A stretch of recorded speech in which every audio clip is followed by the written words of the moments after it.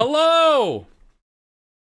Gamers, YouTubers, friends of all kinds, welcome. We have plunged into this to answer the questions that man, woman, and NB have pondered for generations.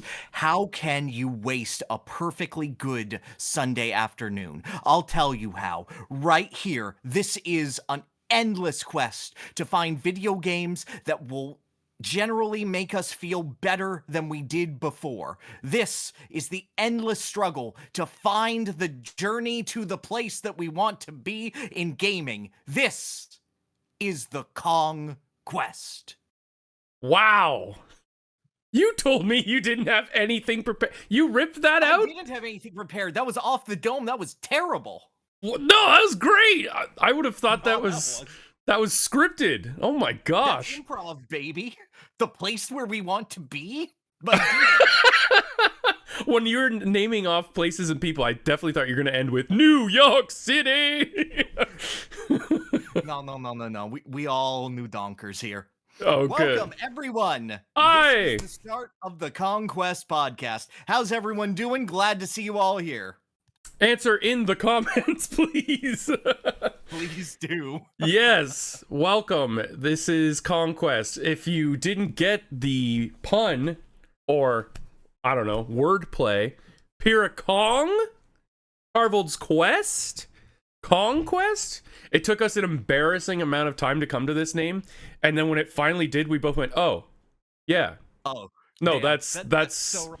That's, you know, the funny thing is that's actually how the name for Design Dorks also happened. Oh, really? Yeah. Dancing around until we're like, oh, right. I mean, not to throw shade, I think this one is a much better, like, pun, because it's... Oh, no, it flows a little bit better. Yeah. But it doesn't have alliteration, so... True. I mean, we were like, okay, here's the thing, too. This podcast isn't going to be all about Donkey Kong and Final Fantasy, even though it probably will be a considerable amount about Donkey Kong and Final Fantasy. Let me assure you, I will find a way to pour it in. Yes, but it won't exclusively be that, okay? We're both big fans of these franchises, obviously. So we were like tossing around ideas like, how do we like get these together? And we came up with some terrible names.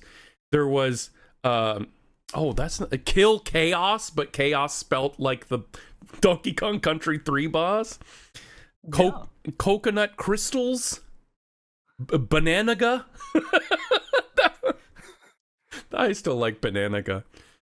Buster Kong or Bluster Sword. City Kong, as in Sid, Ciddy Kong. It sounds bad to say every time it comes out of your mouth. I hate that one. City Kong just sounds like a domesticated ape living in an apartment. It sounds like the terrible cocktail that you come up with at like 3 a.m. Yeah, give me another City Kong. Got some banana liqueur and some freaking whiskey. What we make out of this? Yeah, how much banana go we got left? Blitz Balloon. It's so bad. And Zingers and Zippers. So I think Conquest was pretty good. That's a pretty good name. No, I agree. Yes. Also, this is our episode 1, aka pilot, aka the prototype. Okay. Yeah. Really, we just wanted to come, like, the whole reason we made this is because, like, we wanted to come together as friends, as human beings, and just talk one-to-one, because it's kind of a lost art nowadays, unless it isn't a podcast, funnily enough. And, you know, we were really just mutually over all of the same internet arguments we see all the time. We're like, let's just chat. Let's precisely bring the humanity back to this hobby that we like so much. Yeah, exactly. Give it like a thing of positivity. I don't know about you guys, but even I find it difficult to just sit down with a new game unless I'm like, this is one of the series that I absolutely have marked as I will play this series no matter what. And I will play a new entry in the series, but like even just playing older games, going back to a backlog, friend recommendations and the like, I find it difficult to really get into games recommended to me. And this is what I'm hoping that this sort of podcast can fix for, well, me and Tarv mostly, but you guys too if you want. Yeah, so every month we'll have one game that we both play, ideally to completion, for the next episode, and we'll let you know what it is. And you might even have some control over that in the future, but we encourage you to play along with us so that when we discuss it the next month, you'll have context for, you know, what we're talking about and play along. It's like a you said it was like a book club? Yeah, like a violent book club. A violent book club.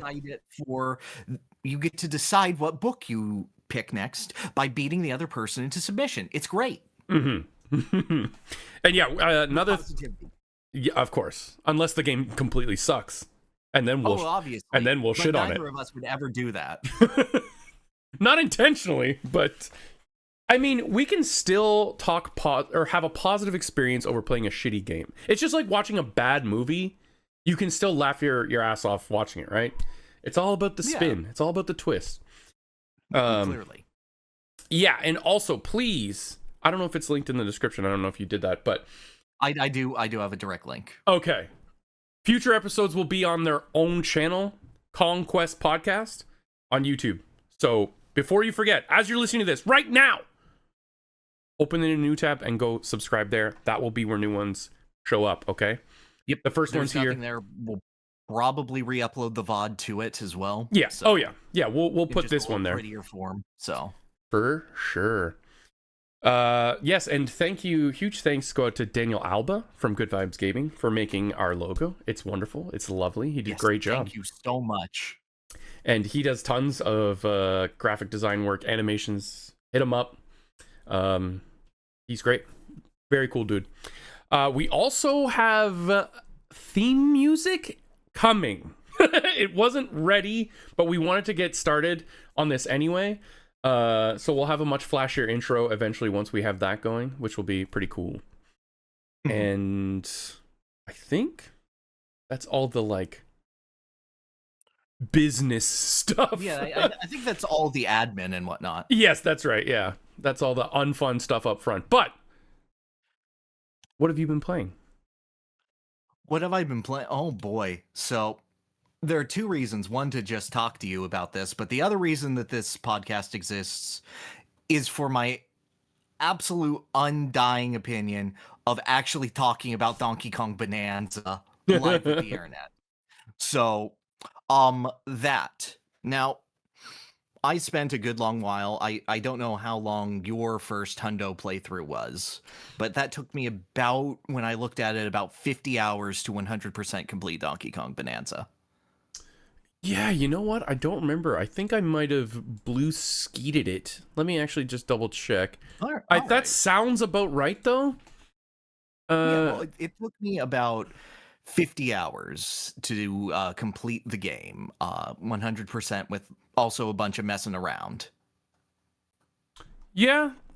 I mean, I think, yeah, mine was around like 60. Maybe I didn't. I don't know. But that sounds right to me. All right. That was, of course, pre-DLC. I am now up to 120 hours of Donkey Kong Bonanza on a single save file. Wow! Okay. I don't have the DLC. I like the game very, very much. And it has become a problem that has prevented me from playing other video games. Yeah, it's not a problem. Dude, he's back. He's back. Problems I've had. Yes. No, exactly. And just, I wanted to take just the moment, like, months after the game came out, months after I streamed it initially, to sort of have this moment of reflection, this moment of clarity on it. And because, like, in this day and age, we all have this thing where it's like, don't go with your recency bias. Give it time to sit and focus and whatnot. It's been 3.5 months, and the honeymoon isn't over. Mm-hmm. She only gets more beautiful every single day. Aww. And I love her dearly. Aw, sweetie. I hear both sides, right? It's like you have nostalgia bias and you have recency bias. Well, pick a lane, complainers, okay? No, I get it. Like, I get it 100%. Like, do I have to have it? Does it have to be perfectly in the middle of my life for me to have an objective opinion on it? No. Yes, clearly. Yeah, I guess so. No, I love it. Love it. I loved it. I played 100% on my file. I played 100% with my son, and both files I played with my daughter Pauline. She is precious, and we will protect her forever. I love the focus on music. I will also say this feels like the very first game, even in like Series X PS5 era, to feel like next gen. Like, this is a game where I feel like could not have been done on previous hardware. Not to the extent. Just the amount of like earth-shattering stuff you can do, quite literally, just felt like such a fresh new experience. Like, sure, there's been games with like destructible areas before, but this was like an entire malleable universe. Oh, completely. And like you could tell when the Switch 2 is crumbling under the weight of its own just ideas. It is insane to me that this was originally planned for the Switch 1. Yeah. It also just feels good to control Donkey Kong and punch. Like, instead of like having to jump or roll, just punch a guy. No, this is a game where I feel like you will know within the first 10 to 15 minutes if it is for you. Yes. And it is just the simple feeling of, is hitting the ground good? Does it activate the neurons? Oh, you're good, buddy. You're set for at least the game. I think a huge part of it is the sound design. It just punching the crap out of like hundreds of different materials, and they all sound so crunchy, or maybe not crunchy, but like contextually perfect for what you're slamming. Absolutely. When Donkey Kong smashes some meat, it feels like he's smashing the meat. Absolutely fantastic. You laugh, but that's an actual objective in the Emerald Rush mode, where Void Kong will come on the phone and go, "Here's your next mission." And it just says in all caps, "Smash some meat." well, this is why the honeymoon phase has lasted so long. Dude, she has so much stamina, you don't even know. Oh my god. I have not gotten the DLC. I want to. I think I just got overwhelmed at the time when it came out, but like well, we watched the direct together, right? That did happen, right? Yeah, that did happen. Yeah. I do want to get into it. I do think it might be a tad overpriced. A tad? Because it's like almost half the price of the game, which is a lot. But it's not. Given how much time you put in and how much fun you're having, that sounds reasonable now. No, for me specifically, weird freak who loves this game, it was an incredible value. And I'll get to my thoughts on Emerald Rush in a bit, but I think it does something very unique that I think justifies it as a talking point for 3D platformers going forward, even beyond just like, oh, it's Donkey Kong, but more. I love more. I do love more. That is so true. But I say this all the time. This would have been one of my favorite games if it was completely agnostic from Donkey Kong. If this was a brand new character, if this was a brand new IP in a brand new world and was not attached to Donkey Kong in any way, if it was like George from Rampage or something. John Arms? What if it was an Arms game? If it was Master Mummy from Arms, I would still love it, because I feel like the control in this game is absolutely fabulous, and the ability for you to be fully emergent in what you want to do at any given moment. There is a freeing sensation of... In a lot of 3D platformers, I look for the fast movement option. I look for what am I constantly going to be hitting throughout the entire game. It's like, the Talon Trot in Banjo-Kazooie and jumping around with Kazooie and as it slowly gets into your brain in the most annoying way. It's the long jump in Mario. It's spraying the ground with FLUDD and then sliding on your belly to create a water slide in Sunshine. It's those little things that get me. And Donkey Kong has like 7 of them in this game. Yep. What was your preferred method of bopping around? Um, the chunk shuffle. Chunk Wherein, shuffle. yeah, wherein you tear off a chunk, you do a little burst, you unsurf the chunk, you jump on it, and then you roll jump out of the chunk jump. Oh yeah, okay. When you're just using all of your movement options in order to get a little bit higher and much further a little faster, that's my favorite when you're stringing all of these together. The fact that the roll jump is in there. Did you know that Donkey Kong has Kiddy Kong's DKC3 water skipping in this game? No. No, I didn't. Yeah, no. If you hit the button and it's like frame perfect on the water's surface, he will go faster in a straight line an infinite amount of times as long as you keep hitting the button. I did not know that. That's fun. I remember the second I figured out you could roll, and like his roll isn't on the ground anymore. It's like a little jump. It's like a tiny arc right off the bat, and it's a burst of speed. And before the arc ends, you can jump out of it and then roll again. And to me, that felt like the Odyssey jump, Cappy, dive, bounce off Cappy, jump, throw Cappy again, dive, and then you can't jump on him a second time.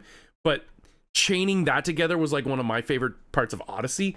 And when I figured out the roll, jump, roll, I broke so many things. And the game is totally okay with you just breaking it. Not the literal sense, like smashing the environments, but like they can lay out a puzzle, and sure, there's like an intended way to do it. This is very Breath of the Wild design, I feel.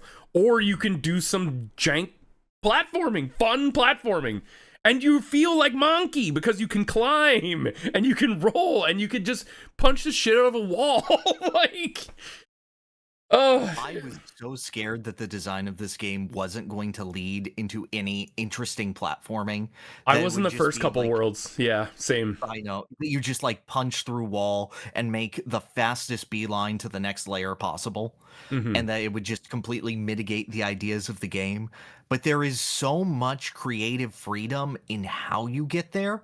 The game is expecting you to break it. And every time that you have a stupid little monkey idea in your brain and sparks it, the game rewards you for it by going like, yeah, no, we thought that you could do that. You can do that. Do it. It'll be fun. Yeah. It's great. You want like 5 other things that are here because you did that right now?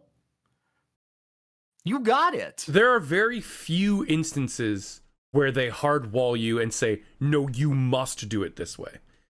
And even in those instances, there's still probably 2 or 3 different things you could do rather than like infinite.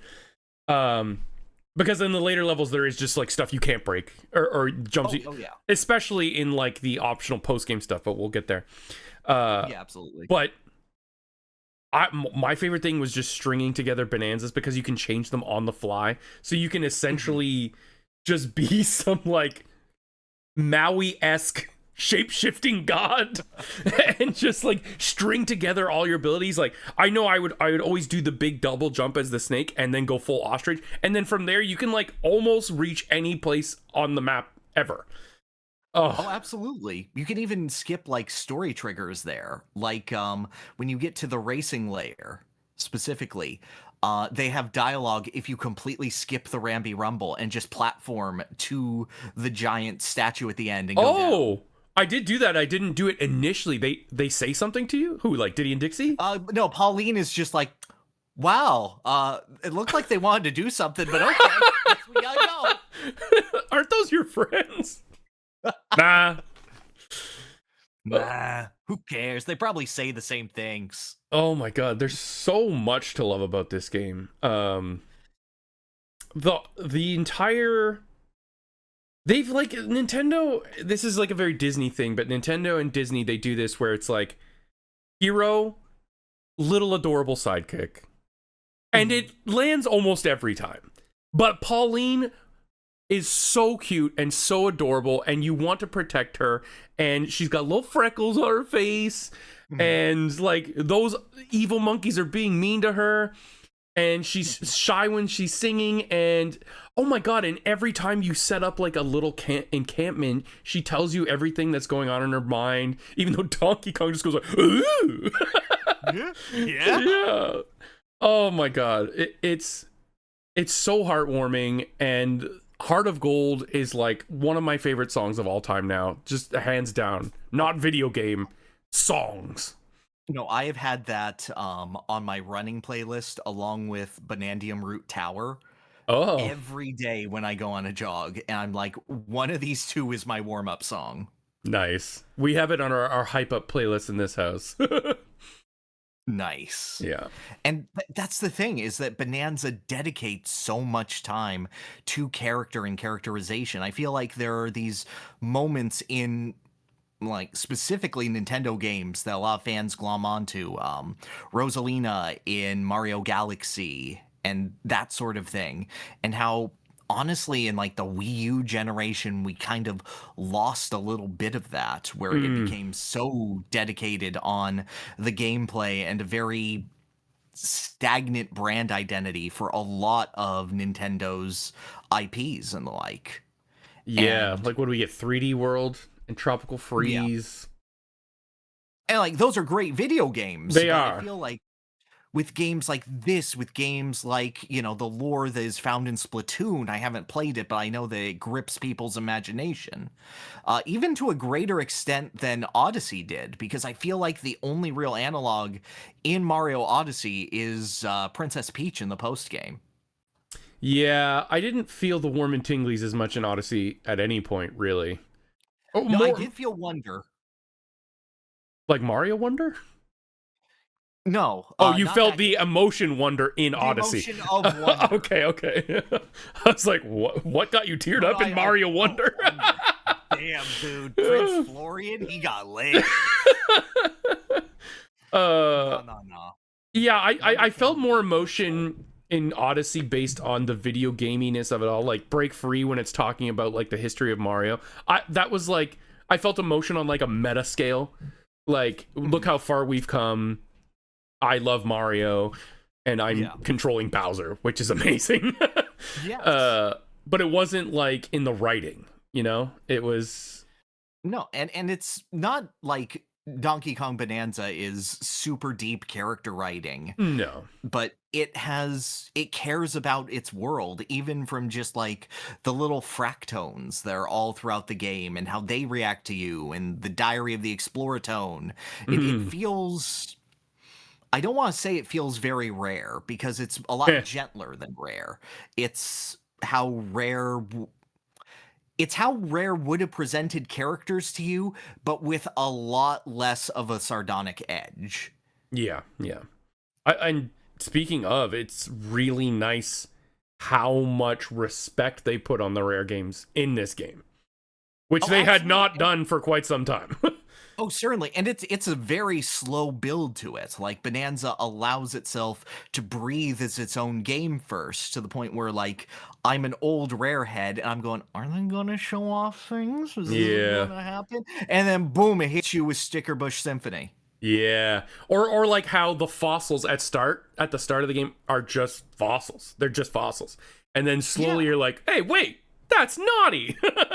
And then slowly you start to get all these references. Now, I don't know if this implies that everyone's dead, but it was still really cool seeing, like, Nintendo actually acknowledge and respecting why Donkey Kong fans love Donkey Kong so much. And sad to say, it's probably not the 80s arcade game. It's mostly the country series. No, I agree. And, like, I appreciate what they did. Like, no shade toward Returns or Tropical Freeze as video games. Like, those are still great. And, like, we're in a position where, because this old aspect of Donkey Kong as a franchise is being celebrated, I want to see what they do if they brought back Tiki Tong, if they brought back Lord Frederick, if they brought back Funky. Donkey Kong is now in a place where, in this style, I am interested in seeing those characters again in a way that I wasn't before, in a way that felt like, oh yeah, they're here to remind me that they're here, that they exist, as opposed to they're here and I have new things to look forward to them saying. What is Funky going to be now? Is he still into guns? Is he going to apologize for that? Let's find out. What would Funky's business be in New Donk City? I feel like he'd be like a limo driver or something. Crazy Taxi, but it's Funky Kong. Oh my god, dude! Yes. Oh, Funky Taxi! Okay, there's a DLC I'll pay $30 for. Give it to me. Yeah. Beep, beep, beep. Oh my god, just all I want in the Bananza language. Not only do I, like you said, bringing back the old characters in this like modernized setting would be awesome, but I also really loved the original characters like Void Kong, Poppy Kong, not Cranky, Grumpy Kong. Yeah.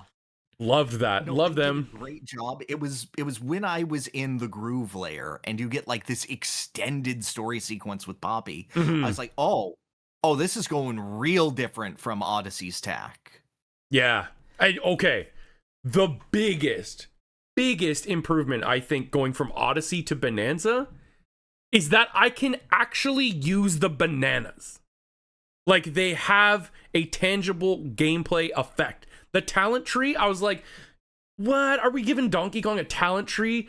But then I went, oh yeah, we're giving Donkey Kong a talent tree. It gives you such big incentive to hunt down all of those Banandium gems. And that's something Odyssey, it's been a well-known criticism for years, that the moons are like almost meaningless, other than just progression. But the bananas allow you to improve and strengthen Donkey Kong, and that's so awesome. I think it's so smart that the Banandium gems aren't tied to progress in any tangible way. They're only tied to you improving. So if you want to beeline the game, you can absolutely do that. You can have a minimum power Donkey Kong. But the idea of it is more to allow Donkey Kong to grow in different moves and different motions. I always find that the ability to improve your moveset matters tremendously more than the ability to, like, say, like 5% increase to movement speed or something, which is what a lot of talent trees end up being. Yeah, for sure. And at one point in my life, I do want to do a 0 banana run. I don't know if that would be fun, but it's a challenge, and I want to try it at some point, because I know it's been done. I think I saw someone online has done it. Like, they beat the game with 0 bananas. Oh, certainly. Yeah. Yeah.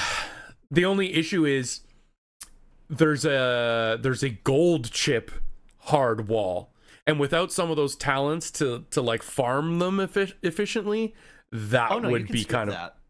What? You could skip that with Ostrich and Snake. But untalented Ostrich and Snake? Oh, that's right. Ostrich doesn't have glide. We'll see.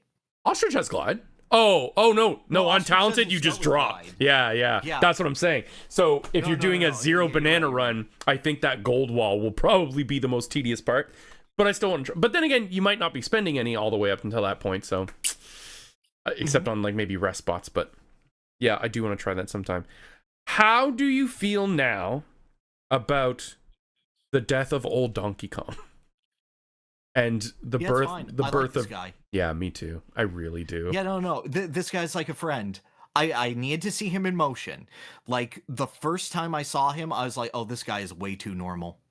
This is like, Donkey Kong has gotten the prescription meds. He's good now. I like his big smile. A little too hard. He's got his permanent scowl off his face. Yeah. I don't like him. Looking back at it now, I'm like, was Donkey Kong always uncomfortable in the face? Like, it just looks like he's like flexing his brow at all times. I know. He's like got the Rock's eyebrow up at all times. Yeah.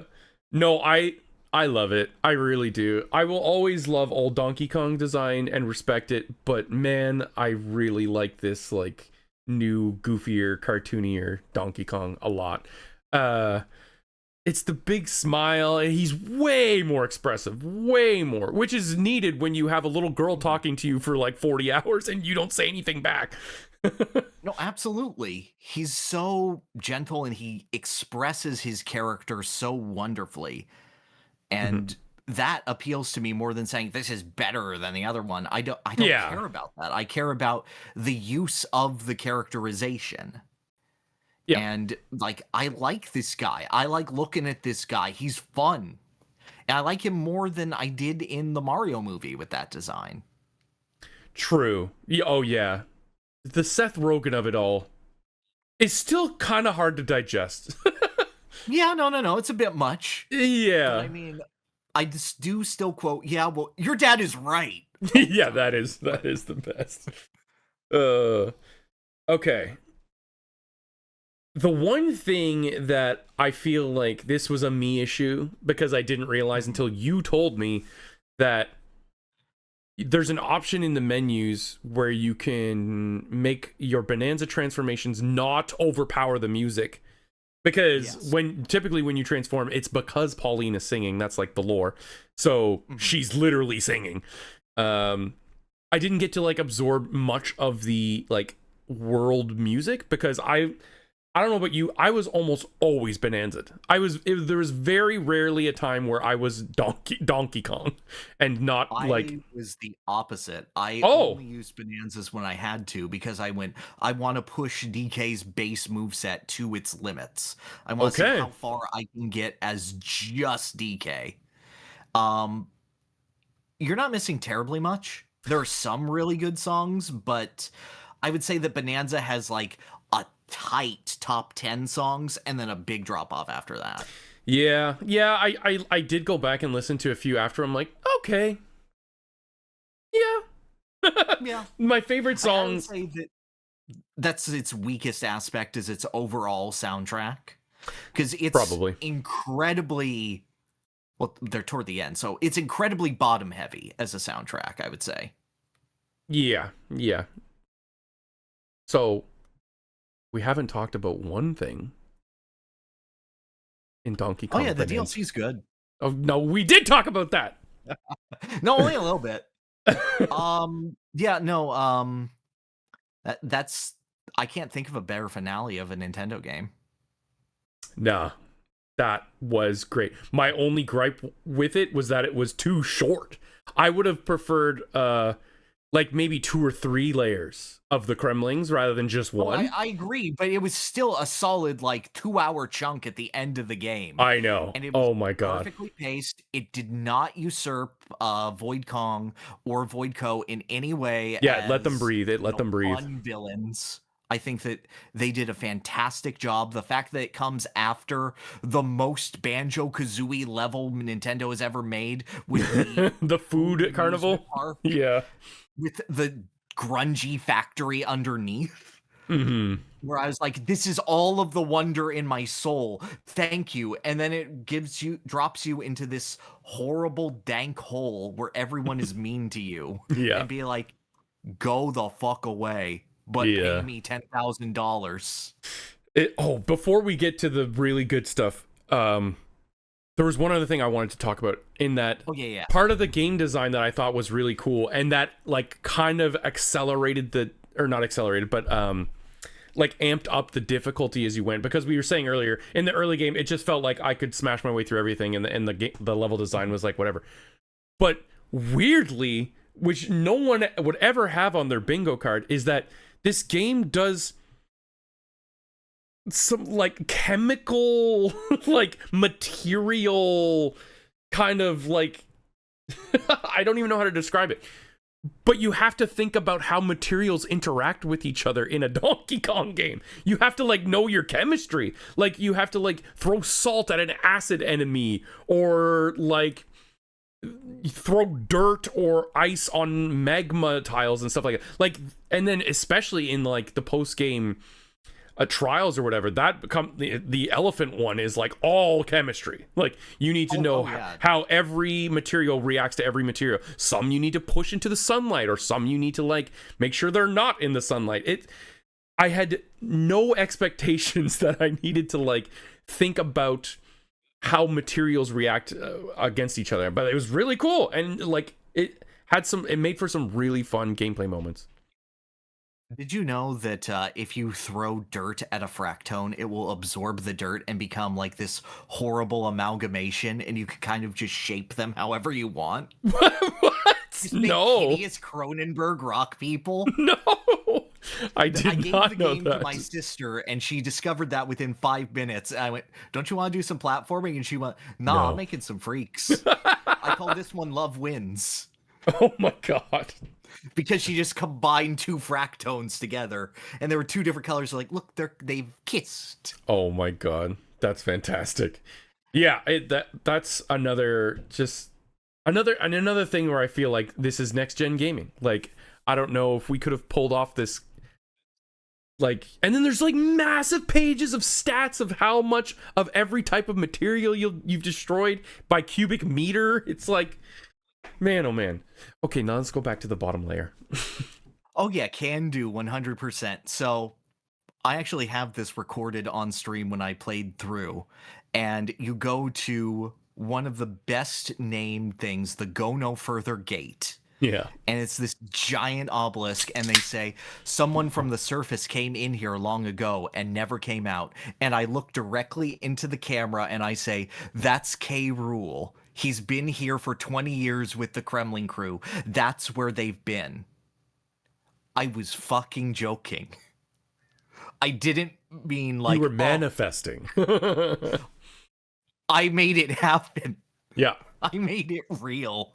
And just, I don't know, as a longtime fan of the series, as someone who's invested a ton of time in the specific character of King K. Rool as like the embodiment of what that original rare chunk of Donkey Kong was about, what I grew up with.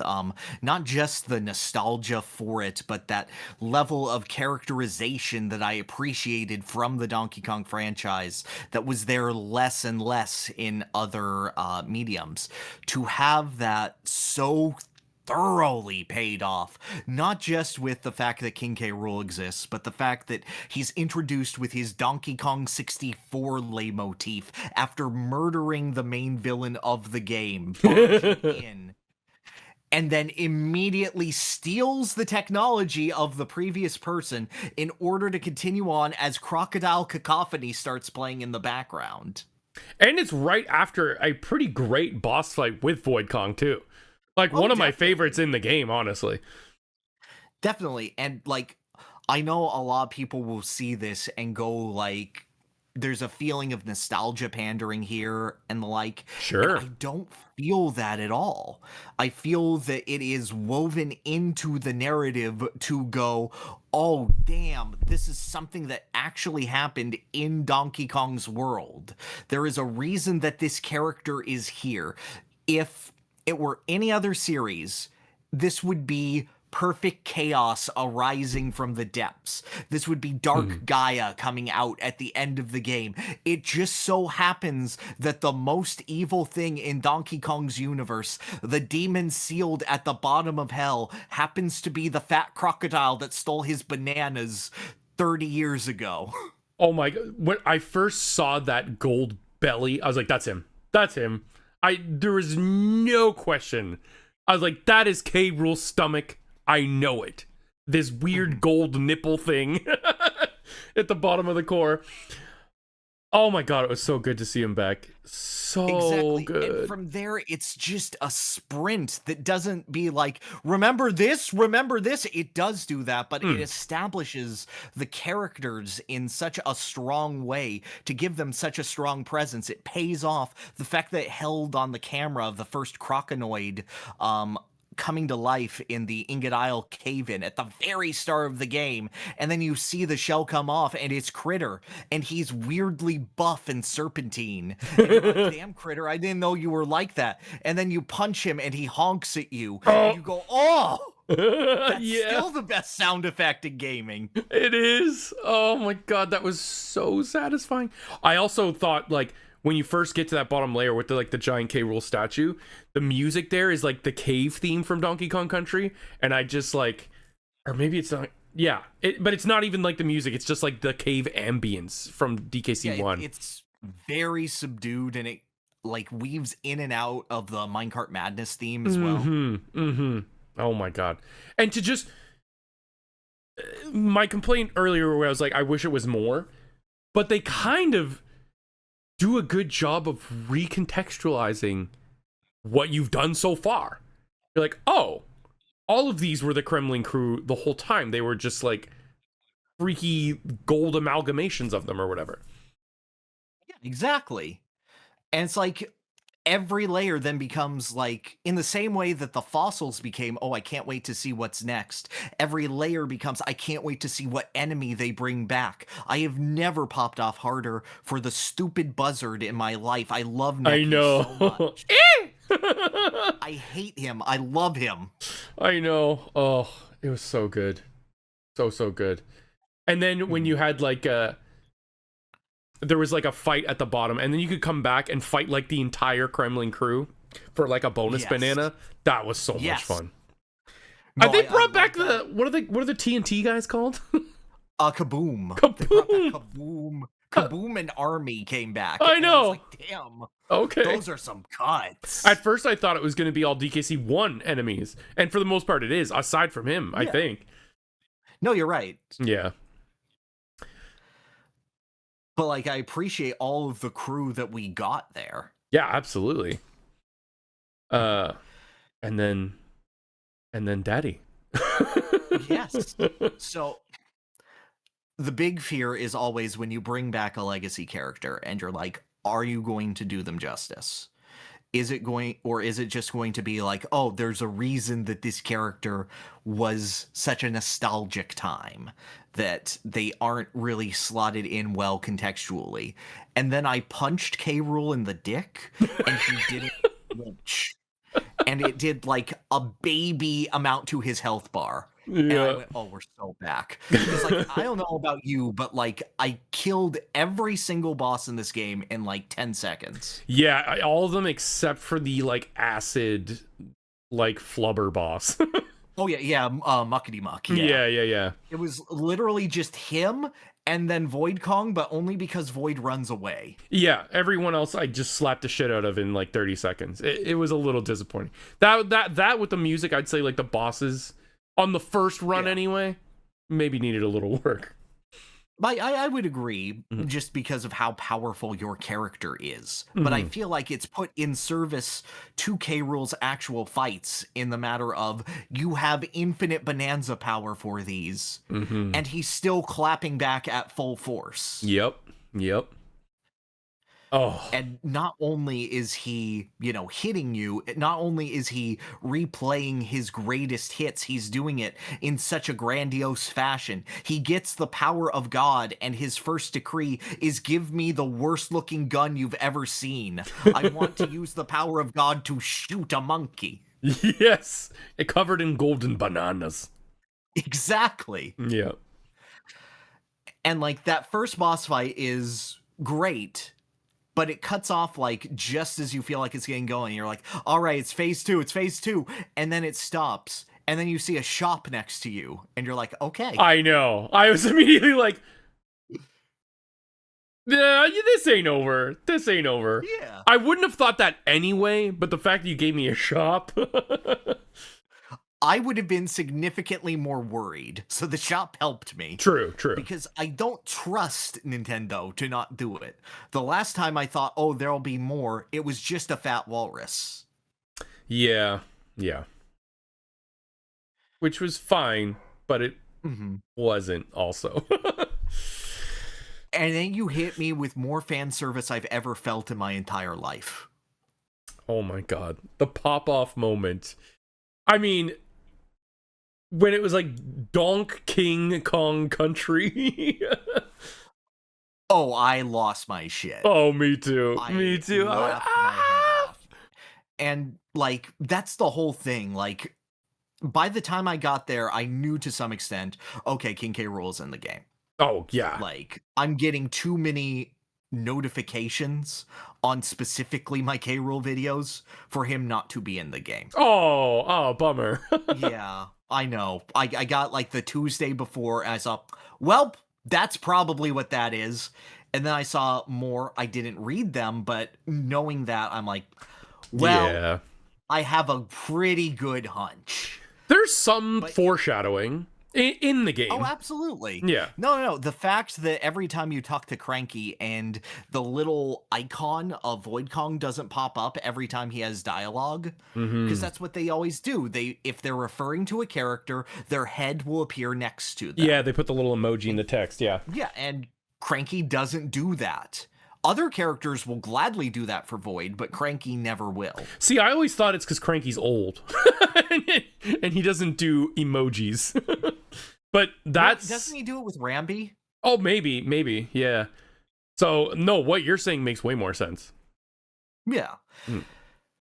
But then they extend the intro of Gangplank Galleon just to give him a cinematic crescendo as he chases after you, strapping Chaos from DKC3 on his back. The timing when he opens his eyes and the music kicks in sent me flying into the back of my chair.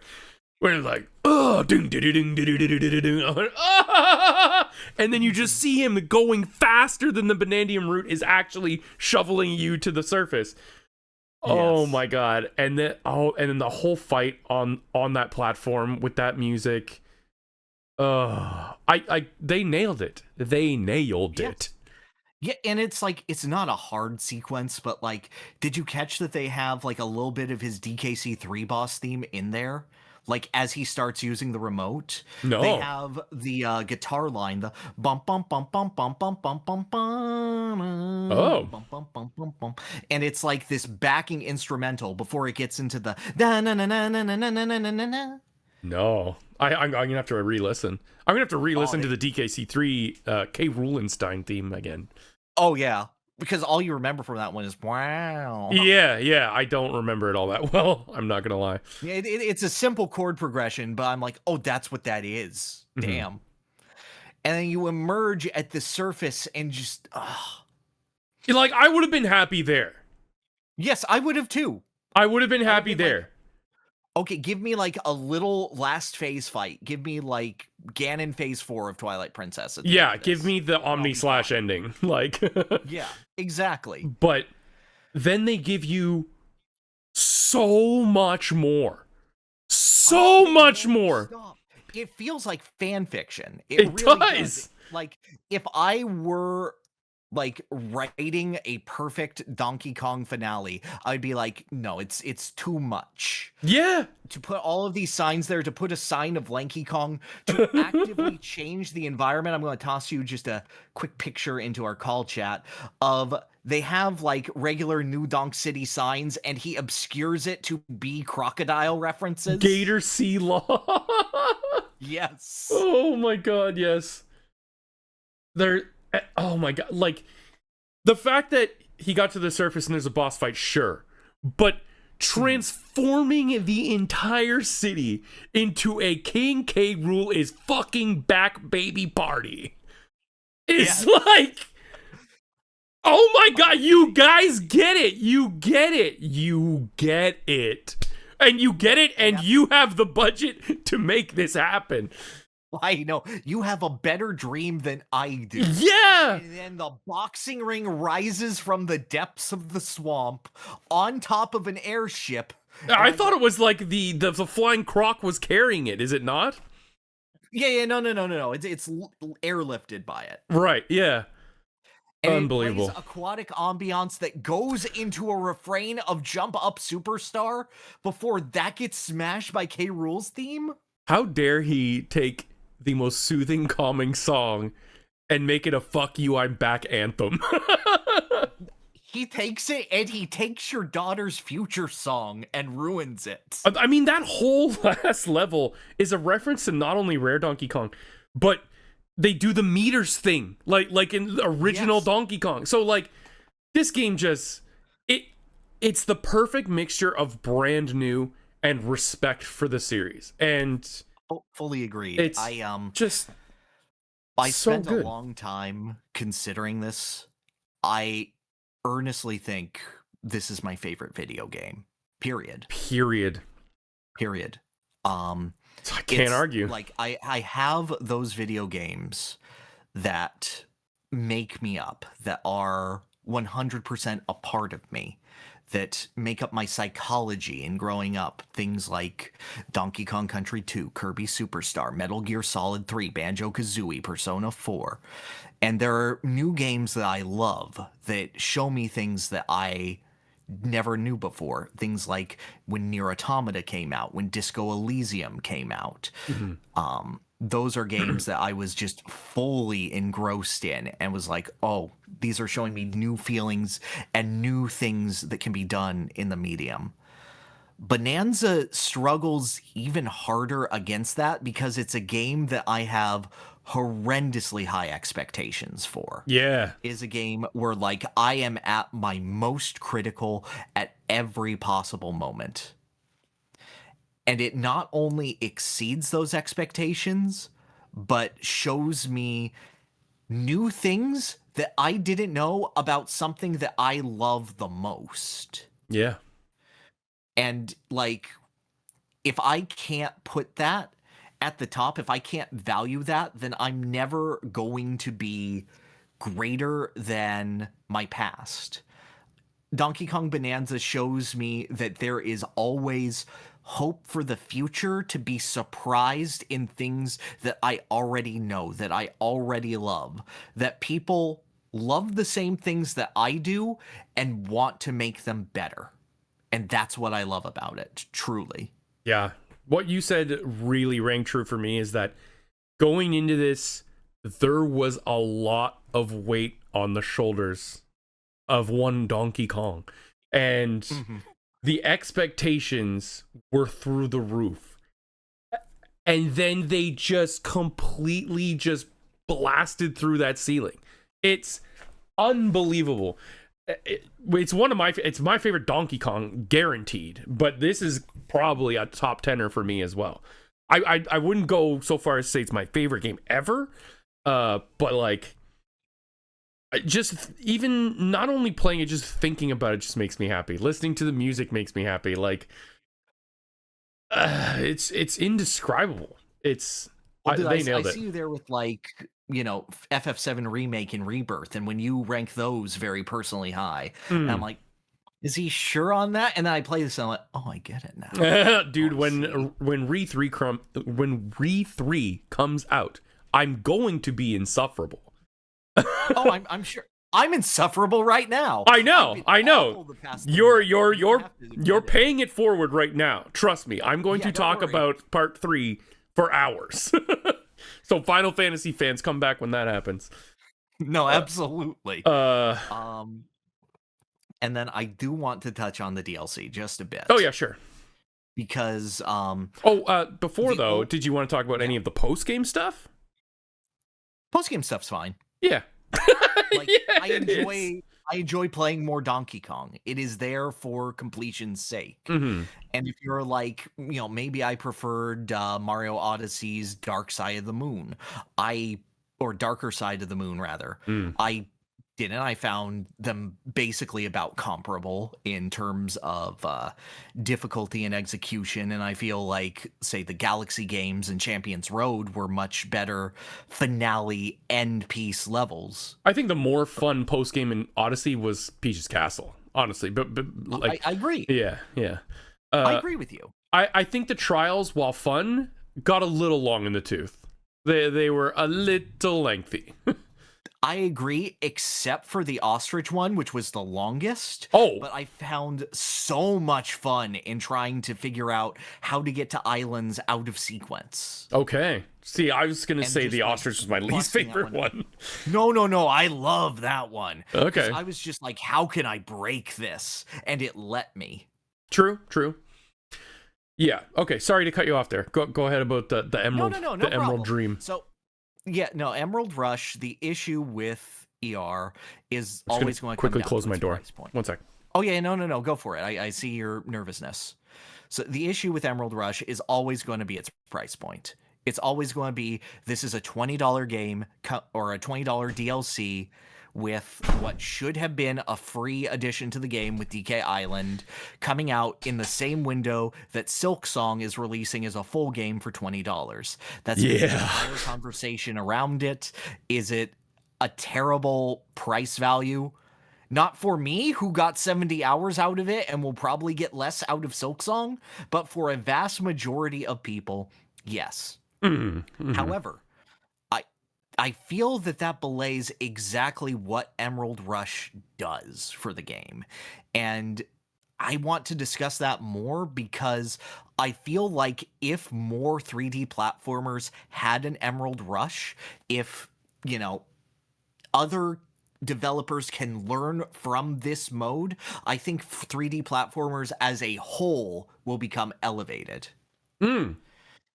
Because, what Emerald Rush does is essentially it strips you of your Bananza powers, it strips you of all of your upgrades, and says, here is the level, figure out how to make money. And the interesting thing about that is, like, you're dropped in, you're naked and afraid, it's awful, and you check your map and go, okay, if I collect these golden bananas, I can get, say, my ostrich power back, or I can get the snake back, or I can get improved punch power so that I can actually break through the ground. Or you can try to farm for chips in order to get to your talent tree and essentially pay it off, not through bananas, but through your chips. So you have the option of either going through the entire level as quickly as possible, essentially creating your own speed run of the level as base Donkey Kong, that changes each time because, sometimes the ostrich will be here, sometimes it will be here, sometimes it won't be anywhere, and you'll have to wait 5 rounds in order for the bananas to reshuffle. It's timed, right? It's timed and you can extend your timer? Yes. No, you have 90 seconds per round, and you have to reach a certain quota of emerald, or else the game ends. Okay. So it's kind of like Tony Hawk-ish, if it's like heats that kept going, and you could perpetually keep them going. Yes, precisely. Okay, that's kind of cool. Every time that you get either a Banandium gem with a power in it, or a fossil, you will get a perk from Void Kong. Void Kong will be like, hey, every time that you beat a Croconoid, I will give you 100% more gold. Every time that you clear one of the stupid objectives I have, I will just pay you 150 extra gold. And these can stack infinite times, essentially. Okay. If I get this fossil, I will unlock the fossil map that will show me where every fossil is on my map if I don't know the area that well. And now you're blazing through levels in a wholly unique way. All those collections of like 2 or 3 fossils that were all bunched together in the main game are now just like this treasure trove of I get 3 upgrades instantly if I bust through here.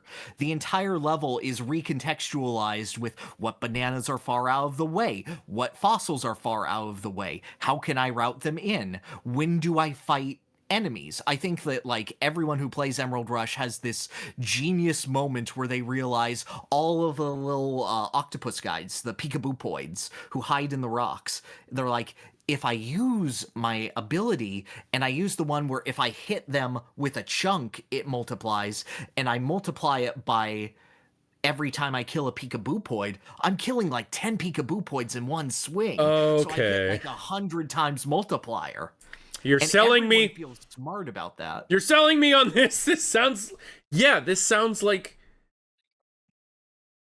actual post game. Like this is for when you've mastered the game and are looking for an additional challenge. No, it is. It's the reason why everything is locked behind actually beating the game. Oh, I didn't know that. Yeah, no. It is actual post-game content. It's story-based. Void recognizes that it's like, yeah, okay, we're not ever going to mention that crocodile. Okay, you got it? Great. You want a job? Yeah, let's monetize DK Island.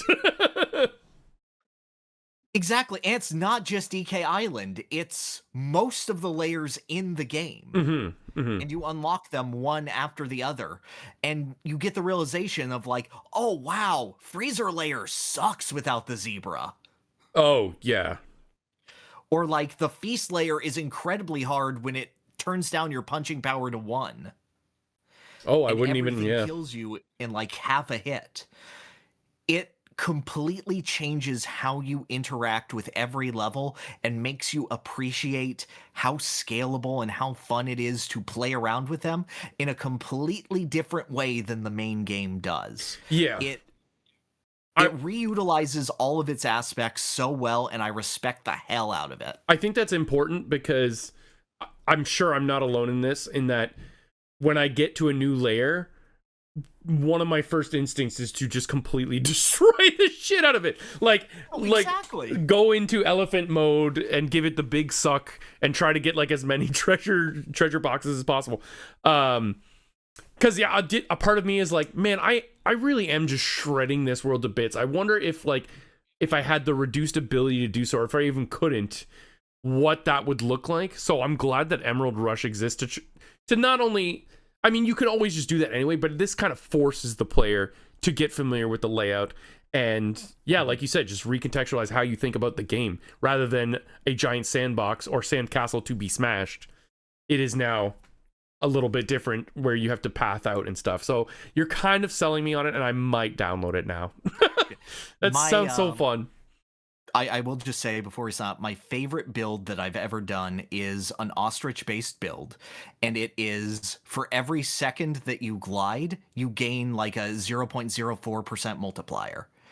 And then it is and then I combine that with the egg bombs, and then I do it with every time you're above an enemy and kill them, it gives you a bonus. Combined with every time that you drop an egg, it gives you a bonus. Combined with every time you kill an enemy with an egg, you get a bonus. Combined with my favorite power in the entire game, Big Egg Explosion, which increases the diameter of your egg by like 8 times. You're Grenade Man! I am the little Executor card that you get from the first Pokemon set. Yes! Flip coins infinitely. Oh my god. And then I combine that with the post-game upgrade of all of your eggs turn the area around it into gold, which costs a ton. It is like 150 times more expensive than any other upgrade. Mm-hmm. But if you do it, I am just actively pooping money as I fly over the world destroying it. It is some of the most fun I make my own economy smash monkey smash I've ever had. Go ahead, Donkey Kong. Destroy the financial district. Make the people happy. Make the people happy. That sounds awesome. But yeah, like you said, most people probably won't get that value out of it, but for a select few, which obviously includes yourself. Now, what did you think of actual Donkey Kong Island? It's fine. It's a museum. Okay. Basically. All right. It's there for you to get little statues of all the characters and pose with DK and Diddy and Dixie and Cranky. And just like have little things. There are a bunch of cute little bits of fan service in there. They redesigned the poster of Candy Kong on DK's wall, so now you have a picture of Candy. What do you mean redesigned? She looks like she did in DK64, but less problematic. Okay. But it's a full new model of Candy, and like on K. Rool's Gangplank Galleon, they have a wrecked version of one of the old goal posts from DKC2. Oh, cool. And like little things like that make me clap and go yay. Yeah. It's now that is there to be cute. Yeah, that's straight up nostalgia pandering, but that's fine. Yes. Yeah. No, exactly. And then after you beat Emerald Rush, you can optionally fight Void on DK Island anytime you want. Oh, and is it like his boss fight? Like his final boss fight? It's his boss fight, but they've changed it so you go all around DK Island now. Oh, that's cool. And like there's like a little island that's the DK Bongos, and you have to fight him on the DK Bongos. Okay. And the DK Bongos are bouncy, so they're little bounce pads that you have to punch him as you go between the bongos. All right. Okay. Pitch made. How are the limited time events? Fun. They limit your upgrades, so you have to do it in a very specific way. They're not exceptional, but they're a fun time. Like mine was like, you have to hoard chips the entire time, and at the end, you cash them all out for money. And that's how it intended you to do a build, and that was fun. Okay. Final thoughts? Donkey Kong Bananza? It's my favorite video game. What else do you want from me? That's it. That's all I wanted. Okay, great. Very good game. Very, very good game. It's going to be hard for Switch 2 to come out with something better than that. I'll say that. Who knows what the next... It's going to be hard for video games to come out with something better than that. Who knows what, like, Mario's going to have to do something really new and really exciting. Dude, Mario doesn't have a chance. I don't... But here's the thing. I didn't know what Donkey Kong Bonanza was going to be. When I got it, I went, oh, I love it. So, I don't know what Mario could do, but I think they need to surprise us. No, the current rumor mill is like Galaxy 3, which would be so boring to me, I think. It's a more linear thing. My issue with Bonanza is that it is so good that it makes me like all similar 3D platformers less. Yeah. Like, my estimation of Banjo-Kazooie has plummeted in the past 3 months. Oh, yeah. Yeah, you really lack freedom in the earlier 3D platformers, for sure. Unless you're like Mario 64. Like, Banjo doesn't make me imagine tearing out the piece of a sidewalk that I'm walking on when I'm going on a jog and surfing on it. It hasn't changed my brain chemistry day by day. Kazooie doesn't inspire me to be a better man. No. Or better dad. Everything makes me worse. Yeah, because Kazooie's annoying. Okay. Yeah. Very, very good. I'm glad we talked about that for over an hour. We needed to. Yeah, no, exactly. Mm-hmm. I've let it out. I feel good now. I'm clear. That's the last you'll ever hear me talk about Bonanza for at least 2 weeks. Okay, yeah, I was gonna say.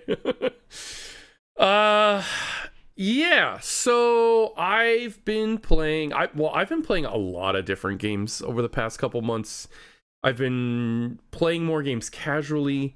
But the one I put the most time into, second most time into, I'll get into the first later, but is Final Fantasy Tactics, the Ivalice Chronicles, which is obviously a remake of the PS1 Final Fantasy Tactics game. Highly regarded as one of the best Final Fantasy games ever. I think almost unanimously regarded as the best spin-off ever. Final Fantasy spin-off ever, I should say. I don't know. Theater Rhythm exists. I do love Final Barline, but I don't think the RPGers do as much. No. That's okay. I just need to sit here and be defiant from my ass, who is like, I only played 2 hours of War of the Lions, and I found that the rhythm game was superior. If I'm ranking spinoffs, it goes Tactics, Final Barline. Let's be real here. No, I get you. So, for anyone who hasn't played this, it's the Final Fantasy world. In fact, it's a very specific world called Ivalice, but instead of like the traditional RPG gameplay, it's tactical. I mean, this game's been around for 30 years. I'm sure you all know what it is by now. The marketing and promo circuit for this game was kind of insane. Like, I couldn't not hear about it from everywhere and every place. As a massive fan of Tactics, do I like the remake? Yes, I do. I got the platinum trophy. I did everything I possibly could. For anyone who has not played it, the story, oh my god, the story is so good. Now, one of my main gripes with the original game was it's kind of hard to follow, especially because you were dealing with two different translations, one on the PS1 and another on the PSP. The PSP is much better, but it's also much more old Englishy Shakespearean kind of. So if you're not used to that kind of thing, it can be a little difficult. The Ivalice Chronicles, however, they introduce a ton of new features, which includes, like, at any point in the game, you can see the state of the realm, and you can see where everyone is, what everyone's motivation is, who they are, and who they're related to. And you can see, like, a whole timeline of events. If you're not sure who they just name dropped, you can go into the menu and go, okay, who's that person? Oh, Duke Larg? Okay, yeah, all right. And then it'll tell you everything about him, to the point where you're at in the story. So if there's details about Duke Larg that become relevant later, that will update. So there are multiple updates all through the story, which will completely change every character's like dossier as you go through. And you can also, there's a timeline slider. You can move it left and right and see all the events that happen with a giant world map showing where everyone is and where they're going and what they're doing and why they're doing it. Makes the story much more digestible if you want to put in the work to do it. Now, You sound like someone who's defending Final Fantasy 13 going, no, I swear, guys, if you just read the story, it makes perfect sense. I'll do that another day. All right. But yes, I would argue that 13 does it. Anyway, no, we're not going there. Okay. Anyways, the story is also like, if it wasn't super relevant in the 90s, it's insanely relevant now. It's about like a forgotten hero who is trying to use what little power he has in himself and in his name to better the lives of those that society has kind of cast aside. The basic backdrop of the game is there was a 50 years war, it ended, and then every soldier and veteran that was in that war is returning to a country where they have nothing to do and they have no jobs, they have no money, and they're struggling. And you are a rich child with a poor friend who you brought into your rich life, and you want to make things better for these people, but the systems in place and the people in power don't really care. They just want to make sure they stay in power. And then that evolves into like a shadow organization trying to pit two very large angry groups against each other in order to manipulate the narrative and hold all the power and the control and flow of information themselves. Wow, doesn't that sound relevant right about now? Well, it's relevant just throughout history. It is. Things that are like soldiers coming back from war and the feeling of the new world and the new economy. It's very relevant to most, post-war nations and the feeling of it. The obvious ramifications being like World War II and whatnot. Mm-hmm. But and there's something to be said. Yes, absolutely. Some people just, if they're not a warrior, if they're not at war, they are lost. So maybe they will look for any excuse to start a new one or be in a new one or whatever, at the expense of whoever. It doesn't matter as long as it's not me. So yeah. And the story is much better because of all those new features I said earlier, but they added voice acting and it is stellar.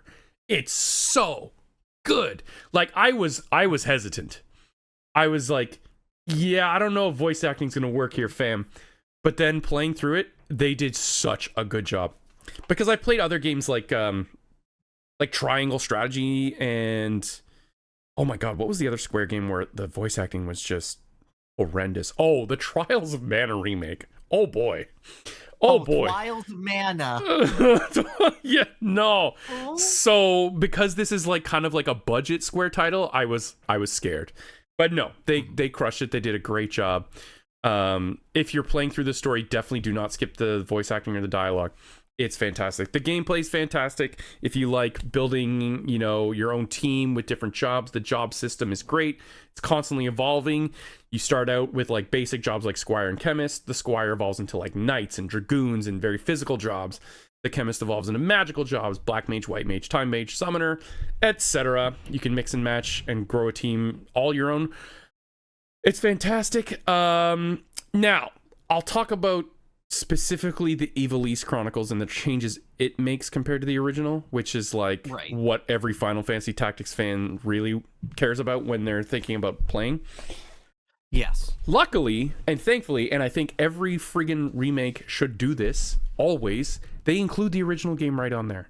Just do that. Oh, thank God. Just do that. Because even if you think it's completely better in every way, giving players the ability to see the bones and see what improved and see what was there is really interesting.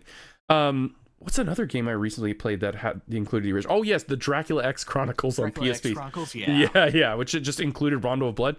Always do that. That said, of all the great things that this game does, I do have some gripes. One, I feel like Square Enix can just never, they don't ever make a definitive version of any game. I don't know if this is intentional or they're just completely oblivious, but every time they remake or re-release a game, they do some huge improvements, but then they just like leave some improvements behind or make some things worse or don't include extra stuff from an old version. So one of my gripes is, yeah, the War of the Lions remake on PSP added a bunch of extra stuff, new jobs, new missions, new story battles, Balthier, the leading man from Final Fantasy 12. None of that's here. I don't know why. I think the reason they gave was that this remake specifically is made based on the original because a lot of the original team came back to do it, whereas War of the Lions was like another team that just did their own thing and added stuff. Whatever. They still use the... Do you still have the source code for War of the Lions? Because I know for this game in specific, is just a fun aside of what I do know of this game, is that Square actually lost the original source code for this game. They just sort of burned it afterward, and they had to go online for fan-preserved versions. And fan-preserved, yes. The fan base specifically... I'm not entirely sure, to be perfectly honest. If they had the source code for War of the Lions, I would expect that they would keep all that extra stuff. I don't know why you would cut it, but I'm not sure. Either way, it's not there. Some might argue that it didn't really add all that much to begin with. Fair enough, but like it's still content that was made. And if you're trying to sell this as like the definitive version, which they are, just put it in there. But nah, that's not Square Enix, baby. There's always something. They do it with like Final Fantasy, like the Pixel remasters, removed all the extra content from the Game Boy Advance and PS1 versions. Anywho, it kind of bugs me, but it's not a big deal. You'll still have a great time with it. They add a lot of quality of life improvements in the gameplay itself. However, it inadvertently just breaks some mechanics in the game. So one of the key things that they added was that when you're traveling around the map, which is just a bunch of dots connected by lines, in the original game, if you walked past an orange dot, which was like a wild encounter area, you had a chance to be attacked by monsters and you'd fight them like a Final Fantasy game, like any RPG. Right. And you had to. So in this game, you could just go, nah. Like monsters show up and you could just go, no, they didn't actually. And you could just keep going. Yeah. So now that's not that big a deal. You could say, well, okay, if you just flee from all the battles, you'll be under leveled and you'll get your shit rocked when you actually go into a story mode. And that is true. What it actually breaks is when you go to different towns, you can go to like taverns and pubs and pick up odd jobs there. Now, how this was originally meant to be intended was you pick 2 to 3 of your people, like people on your squad. Mm-hmm. Mm-hmm. And then it tells you the amount of days they have to leave your party to do it. So it'll be like, oh, I see the issue. Mm-hmm. It'll be like, okay, you do not have access to these 3 characters for 14 days. And a day in Tactics is you traveling from one point to the next. That's a day. Mm-hmm. So the intention was, it's a risk reward system in the original game. So yeah, you can send off some of your people to go, and when they come back, they get a bunch of gil and a bunch of experience and a bunch of job points. So they're much stronger, and it's basically free. Right. But you're leaving yourself vulnerable if they were your heavy hitters to the wild encounters, because you have to spend 14 days to get them back. Now you could go between 2 towns, but that's very rare. Like the map is pretty much set up, so you can't really do that. And different towns and different taverns have different jobs, so you can't always do that. Now I can just go, all right, 3 best party members, go 14 days. I just pick a 7 dots away, and I pick a 7 dots back, and I just say, no random encounters happen. And then I just get tons of free job points, experience, and gil. And I'm like, I didn't earn that at all. I did not earn that. Yep. So I love your analogy of it, of just, it's the same thing as monsters. Oh, they're gone for 14 days. No, they're not. No. They're here. Money, please. There is no risk, and it's all reward. And you could just go through the entire list of every mission, because that's the only mission type. It's go away for a certain amount of time, come back. That's it. So, and these are like somewhat story gated. So like as you get through the chapters, more and more of these open up. So when I got to like chapter 4, there was like 30 missions open to me, it was just a sheer dump of just free experience and kill, which didn't feel great. Because you just didn't earn it. There was no risk. It was all reward. Some people like that. I don't. I really value a challenge, and I like interesting decisions in RPGs. This just seemed like a no-brainer. Like, oh, free stuff. Okay, I'll take the free stuff. No, exactly. At some points, RPGs to me become, and I feel like this has become more of a commonality. I'm a weirdo who, in general, enjoys grinding because I find it the punishment for not pacing yourself properly. I find it like something that you have to do. Now, if the game is horribly overleveled and forces you to grind at a specific point, like, say, Mother 1, then yeah, I find that a bit egregious. But in general, I find that grinding is your balance for improper pacing, so to speak. Mm-hmm. And I find that so many more RPGs these days are focused on getting you that perfect slice of the story, perfectly moving you from point A to point B. And I feel like that sort of reduces the agency in having all of these systems and all these creative ways of exploring with the gameplay. It feels like we're optimizing the gameplay out of RPGs at some point. Yeah. I mean, this there is the argument, oh, don't do it. And fair enough, I could not do it. But you are taking a lot of time. The funny thing when you say that, though, when you say the grind is like you making up for not pacing yourself properly, the random encounters in this game, which in the original were forced upon you, scale to your level. But the story battles don't. So that's kind of the key. So that wouldn't help you in the original game fighting the random monsters. They're all scaled to Ramza's level, who's the main character. Right. But yes, there's been this growing sentiment in the past, I mean, couple decades now, that wild encounters, random encounters, bad.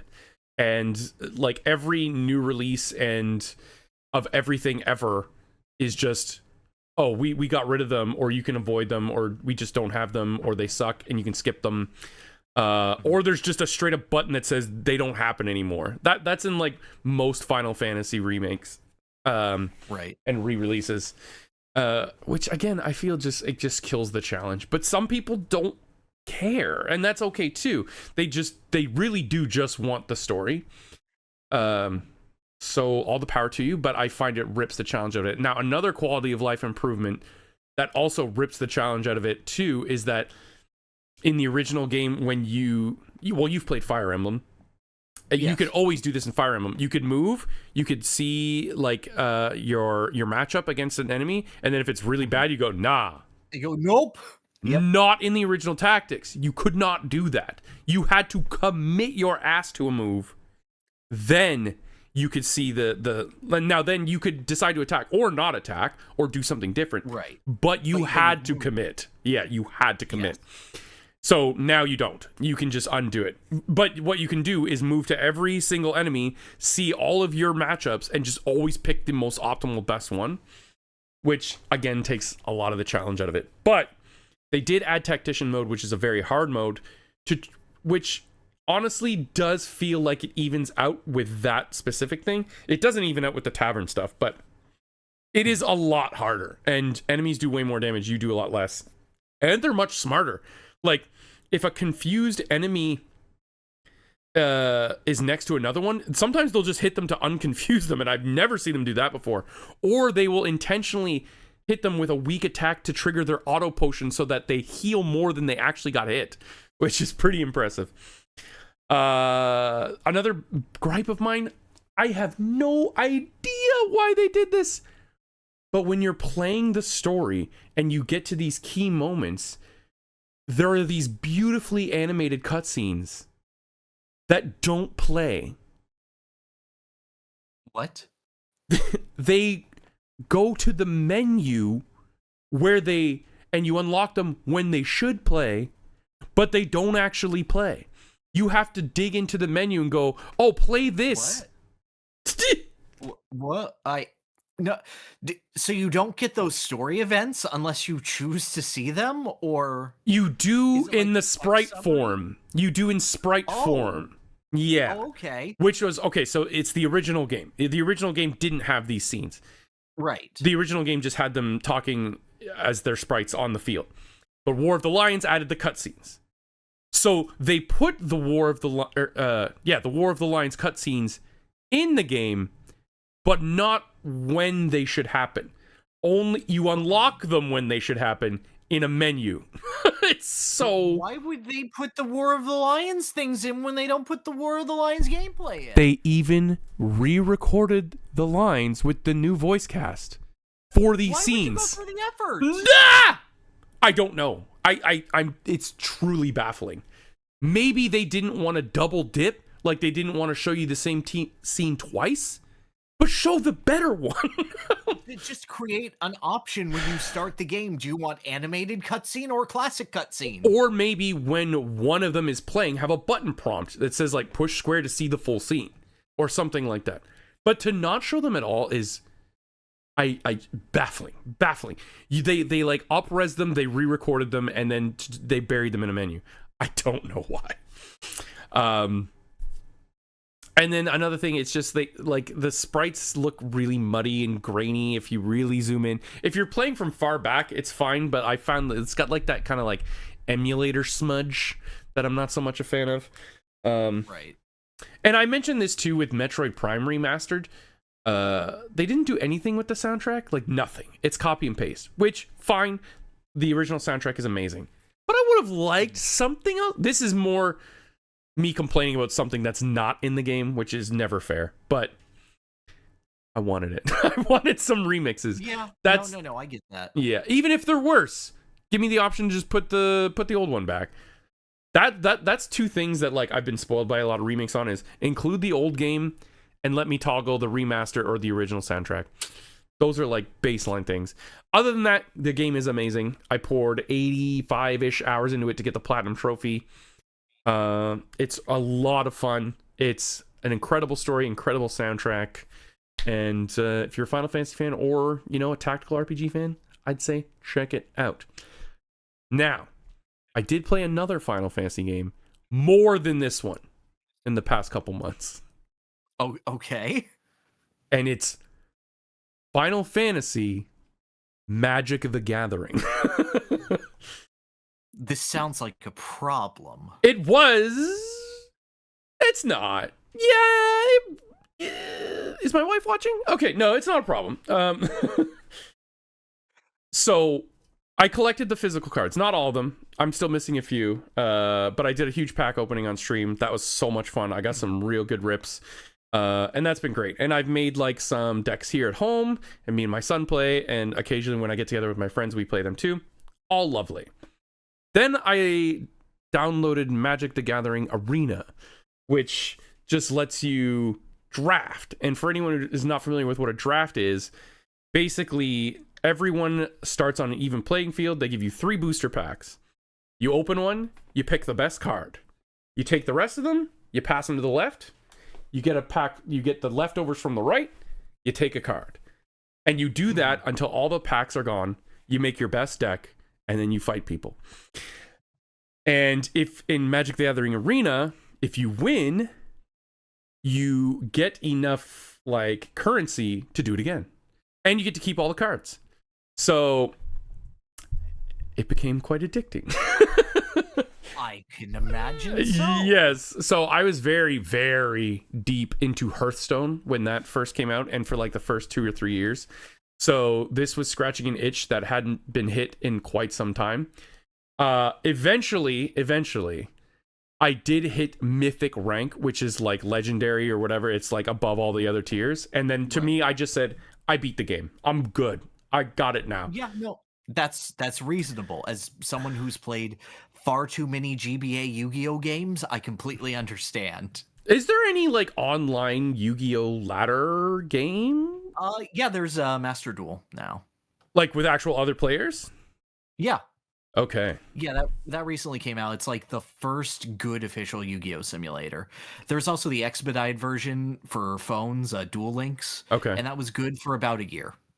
Okay. I I imagine it's very complicated to program a game like Yu-Gi-Oh into a digital landscape. So it's asinine. I Yeah. remember just like every single time if you set Mystical Space Typhoon, the game is like, are you sure you would like to destroy a magic or trap card? Because its whole effect is just destroy one magic or trap card, and it itself is a magic and trap card. So every time you do any action, it has to go, would you like to destroy Mystical Space Typhoon? Yeah. In Magic the Gathering Arena, whenever that happens, there's just a big pass button at the bottom. But everything you can do is glowing, which is nice. So I could be like, yes, I do want to kill that. Or I could just go pass. The set itself apparently was like the best selling Magic the Gathering set they've ever made, ever. And that makes sense. The cards are stupid expensive. And it's kind of sent Magic the Gathering. I'm not a Magic the Gathering guy at all. I'm only in for Final Fantasy, and then I'm hard out. But I've heard the ripple effects being insane. Like everything is a Universes Beyond, which is what they call like licensed sets from other properties. It's apparently becoming a big problem. I don't care. I got in, I got out. I love, like, they did such a good job. People all say, even Magic the Gathering fans say, this is one of the best sets ever. It's just so balanced. They took such care making all of the cards extremely relevant to all their in-game, like, personas. Top tier stuff. I love it. It costs a lot of money. Don't spill any drinks on my cards. Say that from experience, it sounds. Dude, I went to an Airbnb with my wife for like 3 days. We always bring a fat stack of Pokemon cards. We go hardcore. We were playing a 2v2 as two people. We were each controlling two decks fighting each other. Right. Yes. And she just whole hog just spilled wine all over 3 of the decks, completely ruined them. Oh god. And all I was thinking was, holy shit, I'm glad this isn't Final Fantasy. I mean, but the Pokemon cards, they're still like, I was still quite upset, but like, it could have been so much worse. It could have been so much worse. Totally not her fault. We're all good, but yeah, those decks are cooked. Okay. I think that's all I've got in the Final Fantasy tank right now. Okay, good. So, Pierre, how's your humanity? And by that I mean, how are you, the human being, doing? How's your physical health? How's your mental health? How are you getting through the days? Is it a struggle or is it fine? It's been a unique time. I'm just coming off of doing the largest YouTube project that I have ever done in my life. Even more than releasing one Donkey Kong video every single day, this has been more personally stressful and taxing than doing that. It has been the largest amount of coordination I have ever done with a bunch of people. It is the most I've ever had to edit audio. It's the most I've ever had to look at my own work and say, what is worth keeping? Because when I edit videos often, I usually keep the full script. Whatever I write, I keep. And I hate editing my own stuff. I hate trimming down words because I'm like, well, if I wanted to say it, I will say it. And then when I'm in the recording process, I'll go, well, a human being doesn't sound like this. These words are stupid. Let me rephrase them. But I don't usually destroy chunks of my work. It is, it's just in my upbringing, the idea of letting anything go is very, very difficult for me. This is... Are you saying there's a Snyder cut coming in the future? No. Oh, okay. Because like I've cut like 45 minutes of potential audio that I would put in from this King K. Rool project that I've been working on. This video on King K. Rool. But I understand that, like, if the video gets to a certain point, the larger it gets, the less people who are interested in the funny crocodile from Donkey Kong will want to click on a video of that size about him. So I need to keep it in a state of like, I can tell the full story in a reasonable amount of time with a couple good antisodes in there, with a couple good facts in there. Mm-hmm. And let me tell you, it is at the other end of it, I am very tired, but it is the most fulfilled I have felt. It is the most that I have felt like I am doing a good job here.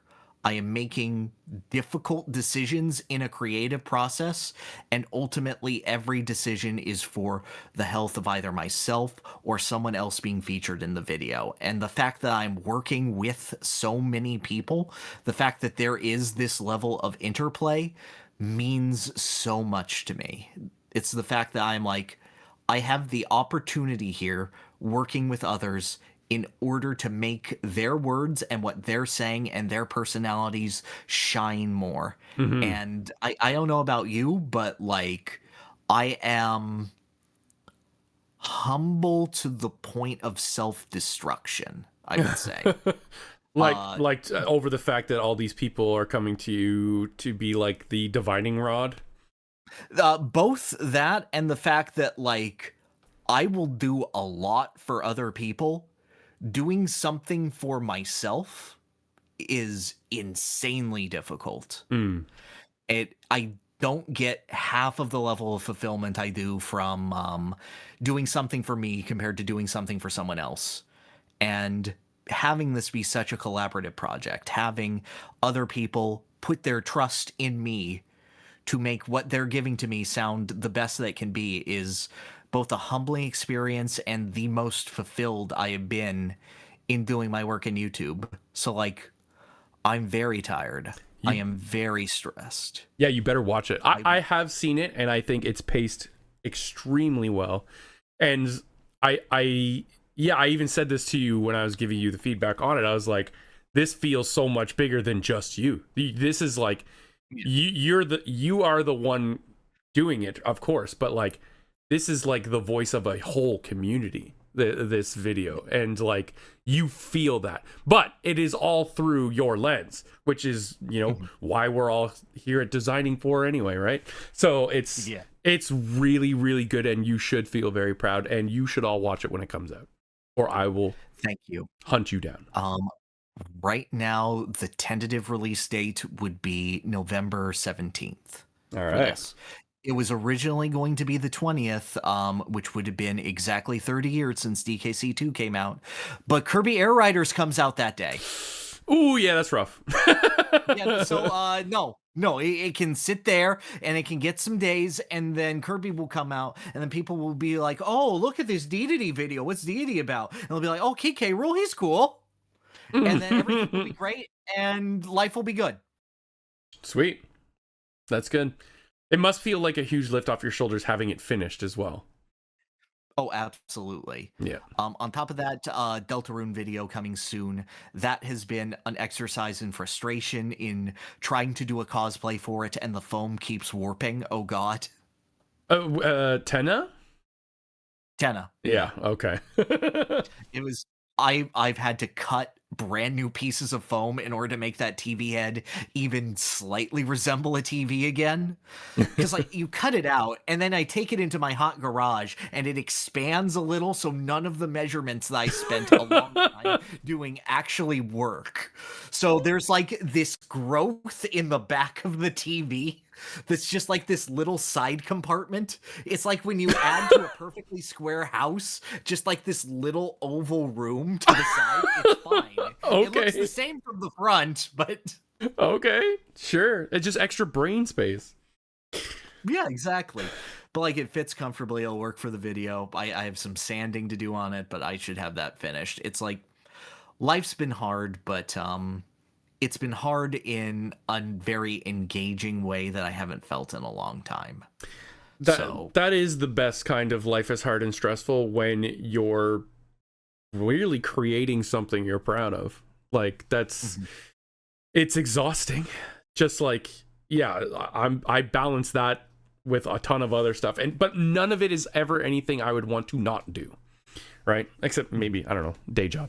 Who wants to work a day job? It's the weird bump on the back of some old CRTs. No, gamer bug. That's there. The issue is like, it's not a back on the back, it's on the side, but it's only visible from the back. So it's like a TV goiter? Yes. It's like if I just had a mole at the back of my head that was like, but like you couldn't see it. Like my hat was blocking it. And then you look at me from behind and it's like, woo. Well, we're gonna need to see pics, I think. Oh, absolutely. Planning any cool trips lately? Oh yeah, no. I'm going to be at HowCon this upcoming weekend. Me too. That's gonna be fun. Oh, that's neat. Yeah. Yeah, I'm flying out there. I'm going to hang out. I'll probably be in Tarvold's panel at some point and hang out and doing, some help setting up Claire stuff as well. Yes, so. Claire will be here. It'll be a Halifax party. I know HowCon's all sold out, but if any of you are going to be at HowCon, you'll see us all there. It'll be super fun. Yeah, I'm excited to have you down. He came down last year. It was a blast. He left. He went home almost dead. No, I was suffering to an incredible degree. Yeah, to the point he had to delay his flight because he's like, I think I can't get on a plane. No, like, I couldn't. No, you couldn't. I tried, and I went like, I can't get down these stairs. That is how I felt coming back from MegFest. I was dead for 2 weeks, just a complete zombie. I got my vaxes yesterday. Ow. Why you punched that? Oh my god, last night I got both. I got double shot flu and COVID. It hit me so fast. Right after supper I went like, whoa, I am legitimately dizzy. It just hit me so fast, and when I went to bed I had like the craziest chills, and I woke up this morning I was totally fine. My arm's sore, but like it just ran through me really fast. But I've never had That's every combo shot I've ever had, except for this last one that I got a week ago, where I just like tanked it, and I'm like, I should be feeling worse. I'm good. Maybe they're placebos. I hope not. Oh damn! They tricked you, Tom Sawyer. Yeah. As for myself, well, obviously I'm planning to have Peer down. It's gonna be a blast. Maybe we'll play some Mystical Ninja. Who knows? Doing yoga every day, trying to like shut off as much weight as possible to fit into my costume for this weekend. Me and the whole family were doing a Final Fantasy VII group cosplay. It's gonna be awesome, along with a friend of mine too. Yeah. So we'll share some of that out. And yeah, it's just been very busy dog dadding. My puppy ate an entire garlic cheese ball, had to vomit it up. We had to take him to the vet. He's totally fine. My wallet is not. But he is a puppy. Puppy gonna be puppy. Yeah, no, my puppy's getting old. I'm like, did you pee on the bed tonight? Oh. No, it's a good night. I can't go to bed any earlier than like 10:30, or else she will guaranteed. But like, if I catch her, it's like, okay, it's my 10:15 pee time, Dad. I'm like, yes, daughter. Good, go out. You're so old. How old? 15 and a half. Oh wow, yeah. Yeah, but that's a good life. Her expected life expectancy was like 10 years. So oh wow, she's well into the DLC of her life. Yeah, deep into the post game. Well, that's good. Cool. All right. Shall we do our first new segment? Yes, let's do that. I'm going to hit the button for...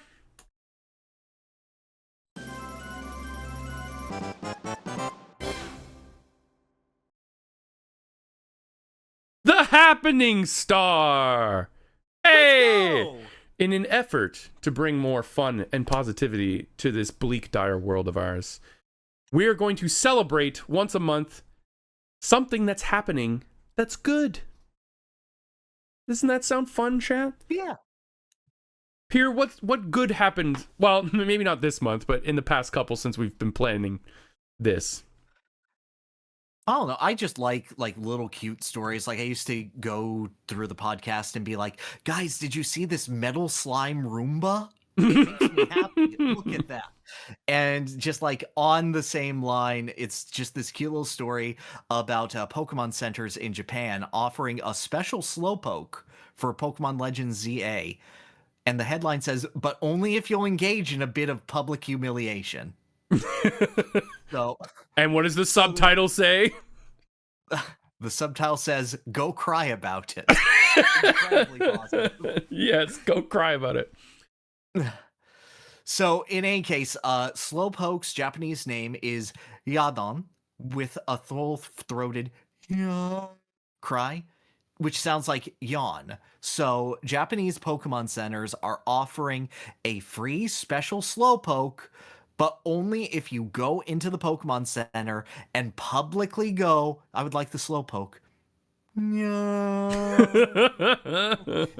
Deep and full-throated are the requirements. Yes. And then they'll go, yeah, I'll give you a Slowpoke. And like, I just feel like games need silly events like this that celebrate like culture and coming out of yourself. Like one of the best times in the world was when Pokemon Go came out and you could go up to another person, you see them on their phone, and you would both know implicitly, oh, everyone is just playing Pokemon.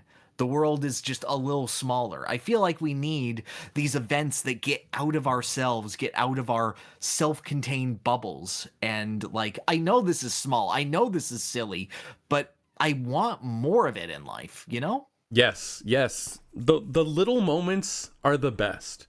And just something so stupid like this is very endearing. I want more people to embarrass themselves for for fun. Yes, exactly. That's a good one. So yeah. what have you got? What positivity do you have to share? You know, I'm looking at what I have, and like one is like kind of skewing a little negative, so I think I won't read that one. But I think I want to just celebrate two games in particular that came out this year because they are the shining beacon examples of what gamers want to see from their developers, and that is unrestricted passion, and that's Clair Obscur Expedition 33 and Hollow Knight Silksong. Now, I haven't played either of these games. That's not true. I haven't either. I played Clair Obscur for like an hour. My only issue was I played on the PlayStation Portal when I'm in bed, and my PlayStation's in the basement, which is normally fine. However, this game requires crazily accurate QuickTime blocking and parrying, which does not translate well using that. So I'm like, okay, I can't do that anymore. I have to play it on the actual PlayStation. I will get to it.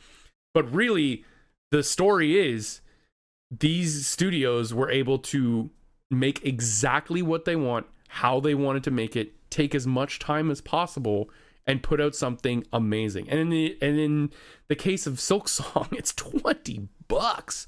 And they could have easily charged $50. Easily, and probably doubled their profits, but they just put it out, and they said the only reason we stopped is because the game was getting too big. We could have easily pumped more and more in there. So what I love about like Silksong in specific is that there were no major delay issues with it. There was no drama. There was no massive loss of the project. The reason it took so long, the reason that it missed deadlines was because they just kept adding more because they wanted to, because they were having fun developing the game and wanted to make it the best product possible. And now, they have had a little bear of a PR team over it, but like of problems to have, we're having fun is a pretty good one. I think, honestly, I think part of it was just tuning out the internet and not giving a shit that people were like, where is Silksong? Show us something. Where is it? Give it to us now. Instead, they were just like, we're just going to go make the game. You'll get it when you get it, sweetie.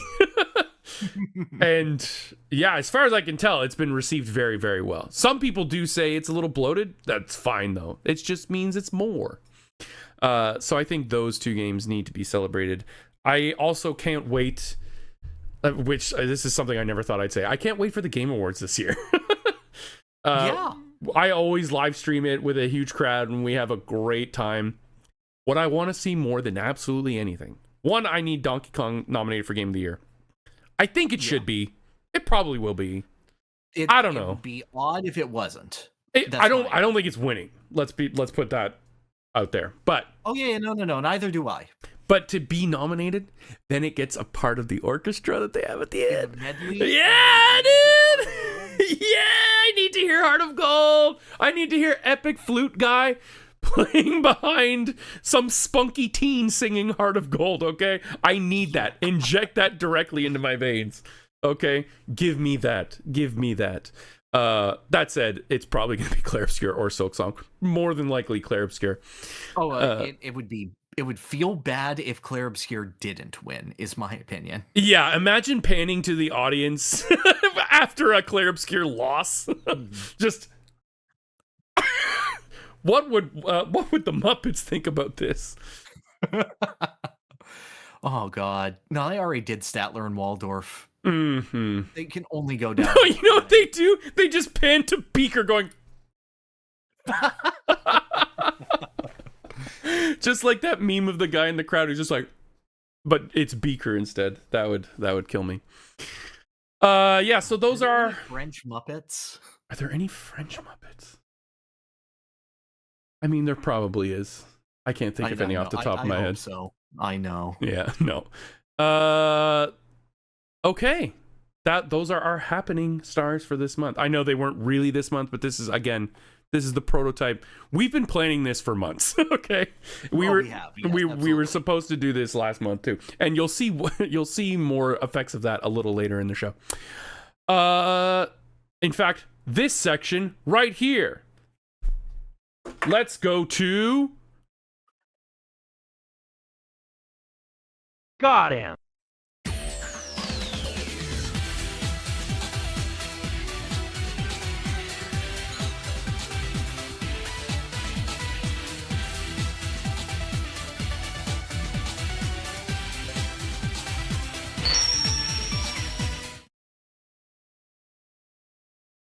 That's right, it's GOTM. Game of the month. We played this 2 months ago. We sure did. So anyway, this is the book club segment of it. We are going to pick one game every month that we're both going to play through. If it's a longer game, we've decided on like a 10-hour minimum for us to go through to get just like an idea of like, okay, yeah, now I can get an idea of the game from that. That way you guys can like post in the comments, your thoughts on the game, how you felt, have a game announced so that we all sort of have this communal experience with it. Yeah. That mostly we will be discussing ours. Yeah, we encourage you to join along. Obviously you can't for this one, but we will let you know what game we're going to be playing next month, and you'll have a hand in deciding what we play the month after that. All during this episode, okay? But yeah, this GOTM game of the month is Shinobi, The Art of Vengeance, okay? And like I said, we played this a couple months ago. We were planning on launching this last month, but we got delayed due to XYZ reasons. But this was like an August playthrough for me. I finished early September. Yeah. And you did 100%, right? I did do 100%, yes. As did I. I didn't do like extra bonus missions, but I did beat the secret boss. Yeah, the only thing I didn't do was the boss rush, because that was quite tough. Yes. Yeah, but I just wasn't interested. No, me either. I don't know about you. I don't like that Yakuza guy boss. I love his design. I hate fighting him. Oh, the one where he has like the floating sword around him? And he's like, yes. Oh god, yeah, that just gets in the way all the time. And it's like it's completely unreadable. It seems like totally random where it's going to be. Yeah, it just goes. Yeah, so this is the newest Shinobi game, obviously, and they kind of did a genre shift with this one. Typically, Shinobi has always been just like side-scrolling platforming action, much like Ninja Gaiden. Well, there were and much like Ninja Gaiden in like the PS2 generation, it did high-speed 3D action as well. Right. Shinobi's back, etc. Mm-hmm. I didn't actually play the PS2 one. It looked neither did I. Frustrating. I'm told that the final boss isn't great. Yes, I was told that as well. But this one kind of goes Metroidvania, but it's not full Metroidvania. It's kind of like 1 foot in the Metroidvania pool, because it still is, you progress through levels, but each level is like an isolated mini Metroidvania, if that makes any sense. Yeah, I would agree with that. It's there's a linear path to the boss and are like cinematic moments through it, but there are a bunch of branching paths that like fold into themselves within those. It's like tiny Metroidvania maze hallway, tiny maze hallway, that sort of thing. I thought of it more kind of like a Genesis Sonic level, but you're expected to go everywhere. Right? But like it starts linear and then it gets fat in the middle and there's much height, much depth. Yeah, I can see that. And then it eventually tapers off into the boss, you know? Yes. So that's Sega for you, I guess. I suppose so. The music is incredible. I'm pretty sure T-Lopes and Johnny Atma are on this soundtrack as well. And the Japanese composer. Gameplay-wise, this is the Streets of Rage 4 team, I believe. I mean, that shines through. It looks stylistically, it looks very Streets of Rage 4. Okay, so on the grand pantheon of Metroidvanias, how did you feel about this one? So like notoriously I am less high on Metroidvanias than other folks. Like I have some of my favorites. I love Symphony of the Night. I love Aria. I love Toho Luna Nights.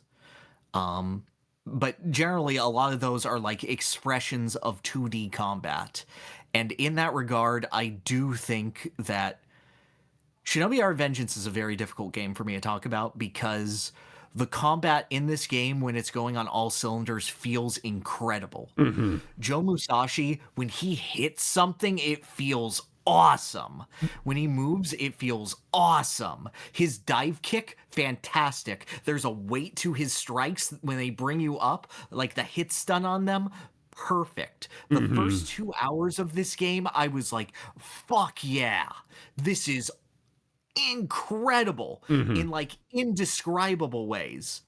The platforming in this game, honestly, very good. Yep. It's a lot of them are like surprisingly brutally difficult because it uses its Metroidvania formula to essentially go, okay, here's a branching path, and then here's another path which will have an even more difficult segment that is just focused platforming where any mistake will send you back to the start. It has like very much those like Hollow Knight-esque offshoots that are way more difficult than the rest of the game. Are you talking about like the rifts? Not just the rifts, but just like individual areas of levels. Okay. Like I'm thinking of just any time where there's basically instant kill spikes on the top and bottom of the screen. Oh yeah. And it's like, go through the tiny hallway, fucker. Yes. Are you good at air dashing? I hope so. You do start the game with a double jump and an air dash and a dive kick. So right off the rip, I was like, yeah, I'm in. Yep. And it constantly expands its moveset all the way through. Oh yeah. Which makes it so odd that the more I played of the game, the less I felt invested in it. Yeah, the combat. Okay, first let's explain one of my favorite aspects of the combat, in that if you bring an enemy to the brink of death, they get a little like black and red symbol above them, which means you can hit like L and R to instantly kill them. If you do this to multiple enemies all at once, you get so much more money, health restores, rage meter, and kunai. So you're rewarded for kind of like bringing an entire screen worth of enemies to the brink of death without killing them, and then just exploding them all into like red paste in an instant, and that feels really good. That's when I feel like the game is at its best. And in fact, there's some where there's like a caster guy who's healing them, so you can bring them to the brink of death and they'll heal, but they'll still have the symbol above their head, so you can still kill them. But like you said, by the end of the game, it did wear a little thin. I have my thoughts on why that is, but I'll let you continue. Okay, my general thoughts in going through the game is a big complaint that I've felt from a lot of people is that enemies lack proper hit stun, or rather, they don't have any touch damage. So essentially, they do their single function of like throw a kunai, do a slash, teleport next to you and do a slash. And that's all they will do. That's the only threat they have. They're essentially sandbags for you to consistently combo. And while you can't, that does allow you to string them together in interesting ways. While that does allow for Joe to feel absolutely incredible and powerful, it doesn't really do so in a way that is conducive to you getting better at the game. Yeah. By the time I hit level 2, I felt as if I was as good at the game as I could possibly be from a combat perspective, and the only real way for the game to be made more difficult was to obfuscate that, was to put one little guy who's going to throw out a projectile constantly that will interrupt your combo on a platform too far away for you to reach, or throw like 3 guys with armor at you, and you have to break all of their armor before you could make any progress or get them down to that instant kill state. The armored enemies bothered me a lot. They just weren't fun to fight. Yeah. They really weren't. So there are these armored enemies who just won't, or they'll take very, very little damage, and they're like stagger bar, whatever the hell it's called. I think it's a stagger bar. Just won't move until you use very, very specific like heavy attacks or charge attacks. But I don't know. It just never felt satisfying. It more felt like a struggle that I just had to end as fast as possible, more so than I have figured this enemy out and I've exploited their weakness. Because they're just built like they don't have a weakness. You just have to, I don't know. You have to make yourself really vulnerable to break through it, and that doesn't feel good, considering Joe's incredible movement and all his options. To stand there in front of an enemy and have to charge up feels so bad when you're flying all over the place doing all kinds of crazy ninja shit. I don't know. I agree with you, and like I found a way to mix that heavy punch into combos, but then I just did that singular combo for the rest of the game. What I ended up doing really. Oh, go ahead. Sorry, go ahead. No, you go. No, I stopped interacting with a lot of the game's deeper mechanics once I got my bread and butter down. And by that point, it didn't matter the class of enemy. If you had armor, I was going to do my one combo. And, you know, enemies in an action game, if they are designed to challenge a complex moveset, each one should challenge that moveset in a unique way. And by the end of the game, Joe was so fast and capable that every single one boiled down to the same thing, just how long it would take to kill them with it. Yeah, and also there's not a whole lot of enemy variety, really. No, I agree with you. Very little. So most endgame encounters aren't new enemies, they're more enemies, or just like a different mix of existing enemies, which can be interesting, but eventually they just kind of run out of the mixes, and the second you see certain enemies, you just go, okay, I know exactly how to kill that guy. I know exactly how to kill that guy. Yeah, the armored enemies were so annoying. Like, when I saw one, I would just go, ugh. And what I would do is when he got that dive move where you, like, dive the lightning strike downwards, that breaks armor pretty good. That's what I did. I would enter up top, come down, and then do a heavy, and then their armor would be broken. I go ahead. Now, there's another armor mechanic that I thought was good, and it was like the, it's like the kind of like the sharded glass kind of armor. Like one of the robot bosses has it, where it's like this sharded glass shield, and you just punch through it with a specific punch move, and then it's gone, and he can rebuild it. That was fun because it was a really crunchy, satisfying, I've shattered your armor, I've exposed your weak spot, now I need to, capitalize on it before you build it back. Fun. Yes, agreed. But the armored enemies were just like, I felt like they must have thought, okay, these enemies are getting their asses kicked a little too swiftly. Let's just make some enemies who can't be that, I guess. Yes. Yeah. I mean, and to talk more about the Metroidvania stuff, there's really not that much to it. There is, I mentioned this earlier, there's a rift hidden in every level, which is really cool. and it takes you to like an optional, it's kind of like the Mario Sunshine floodless areas, essentially.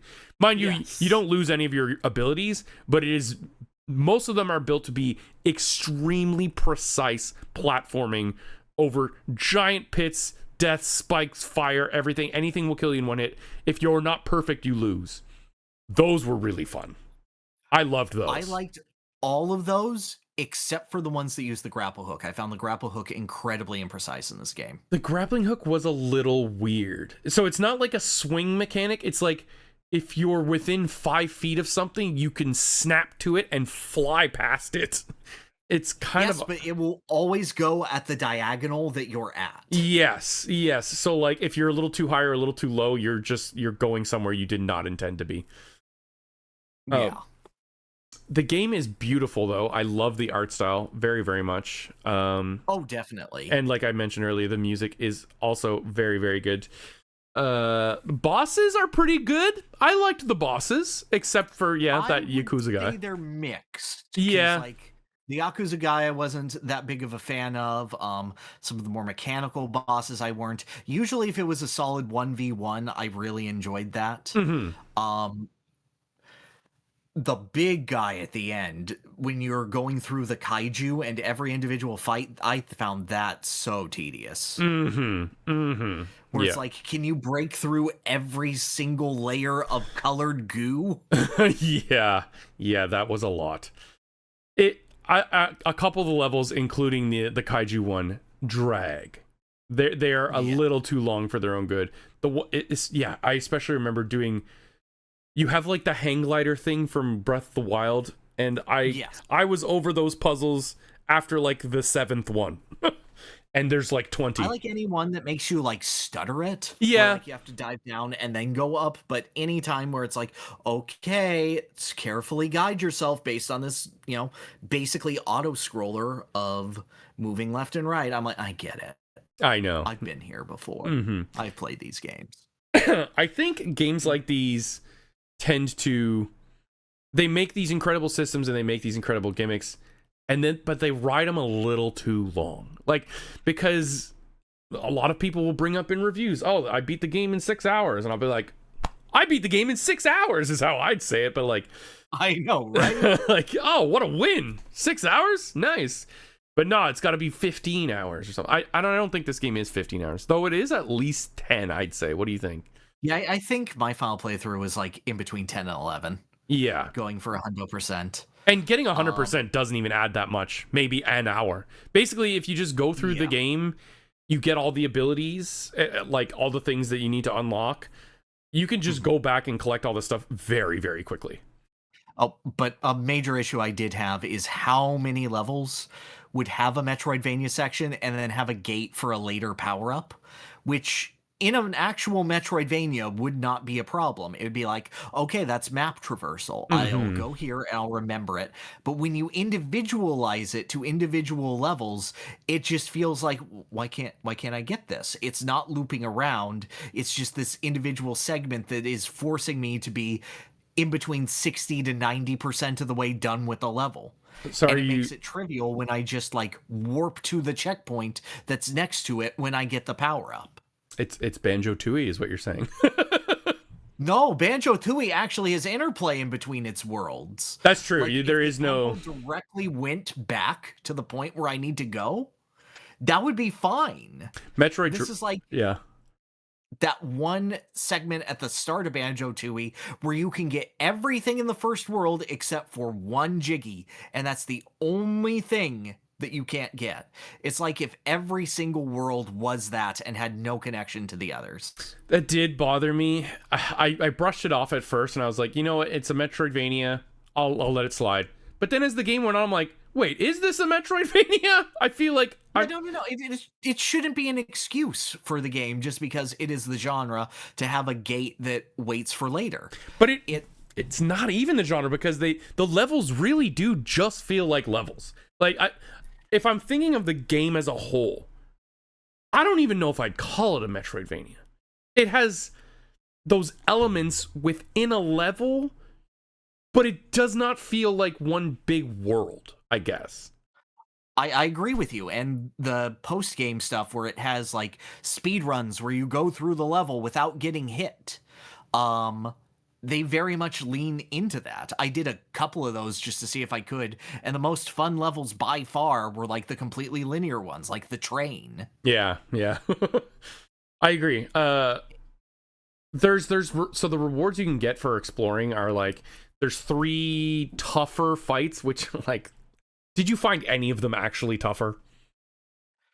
Marginally, but difficult at all, only if it was the environment around them that made them tough. Yeah, like, true. If there's like poison goop, then yeah, that makes it tougher. But like, I found them extremely not that tough. But I also had a build where I had my kunai. They cost 2 extra, or they cost 2 total to throw one, but they pierced enemies, and they're also what puts the stagger bar up like an insane amount. So whenever there was like any platform of enemies, I would just jump up and go foo, and then it would go and then all of them would be ready to be executed. And I did that almost the whole game, which is probably why the armored enemies angered me so much, because I couldn't actually do that to them.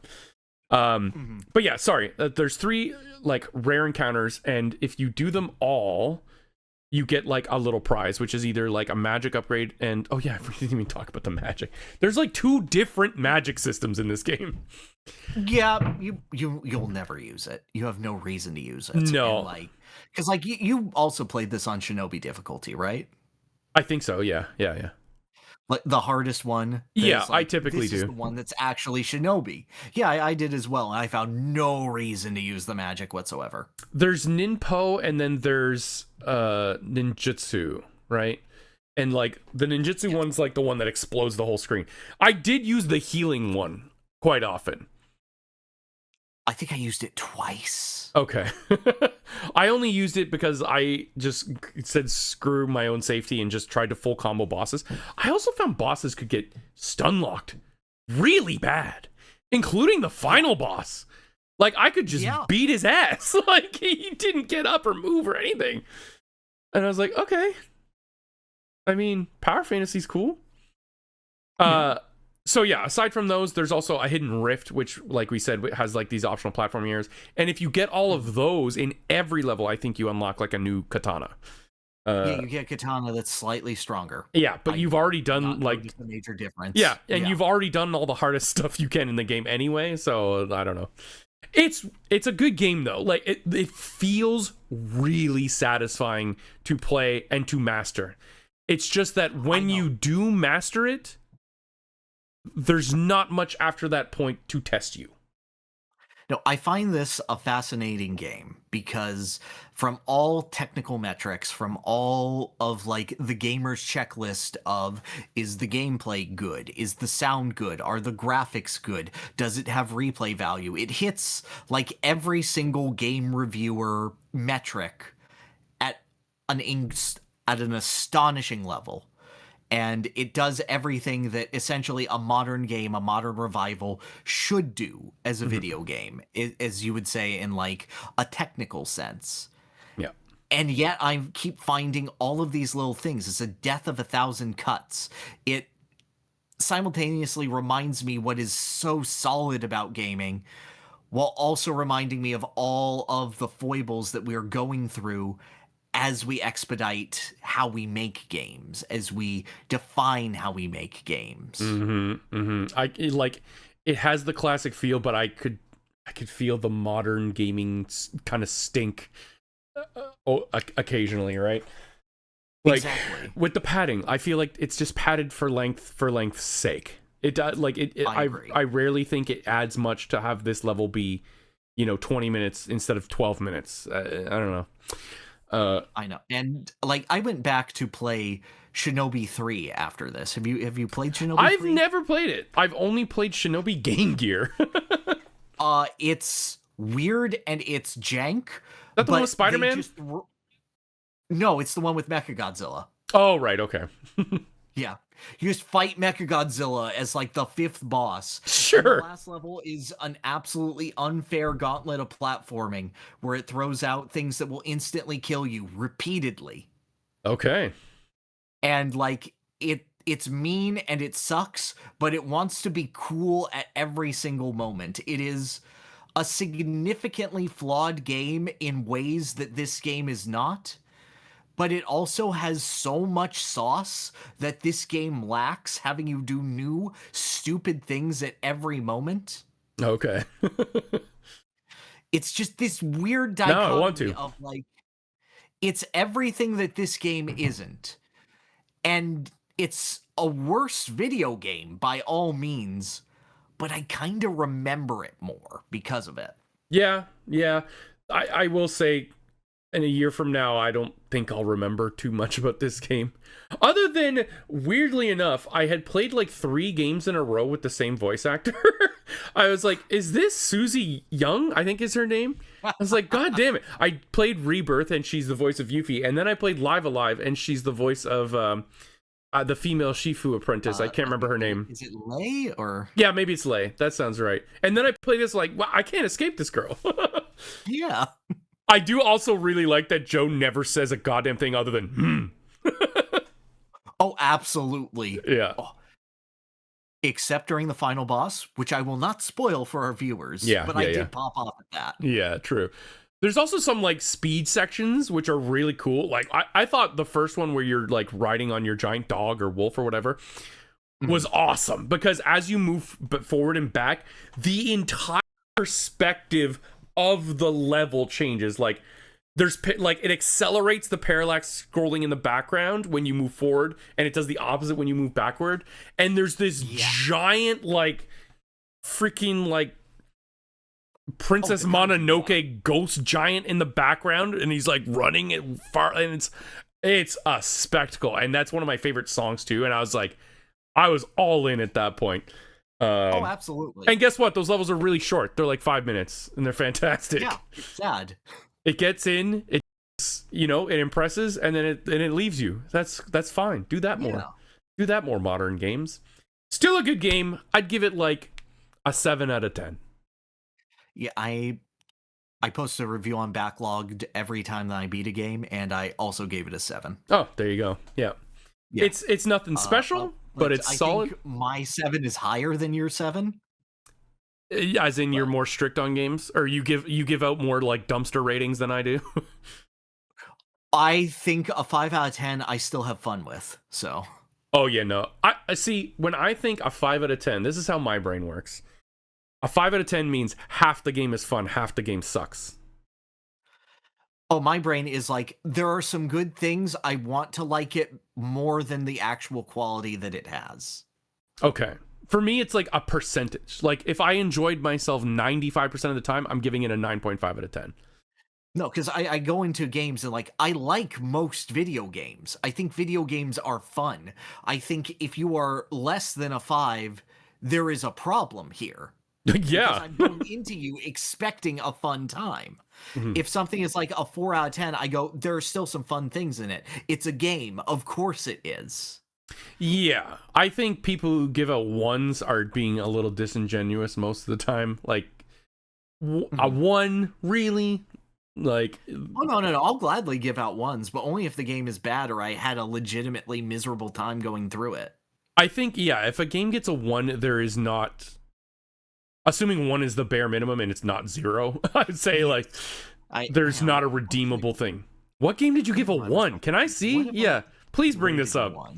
Yeah, hang on. I'll try to find it. I don't think I've ever played a 1. User rating. Except maybe, like, some garbage mobile game or something? I don't know. Let me see. Well, it's in stars, so it'd be anything that's a half star.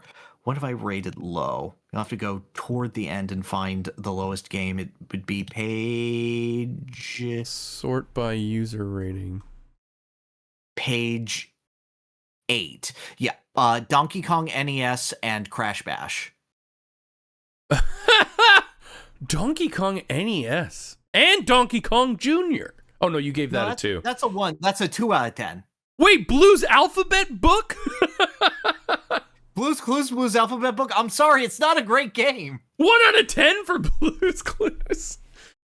Okay, Donkey Kong NES. Why? It is a worse version of the arcade game in every single way. Are you giving it a 1 based on that direct comparison and not just as a standalone experience? Yes, because it's directly a port of the arcade game and is the most re-released version of it. Okay. It's like the whole idea is let's have Donkey Kong at home. And it's worse at it at every way. It cuts out an entire level. The physics are wrong. It's significantly easier. It's just as an experience, it is both a worse game and not Donkey Kong the arcade game. If you had never played the arcade game, it would probably be like a 2.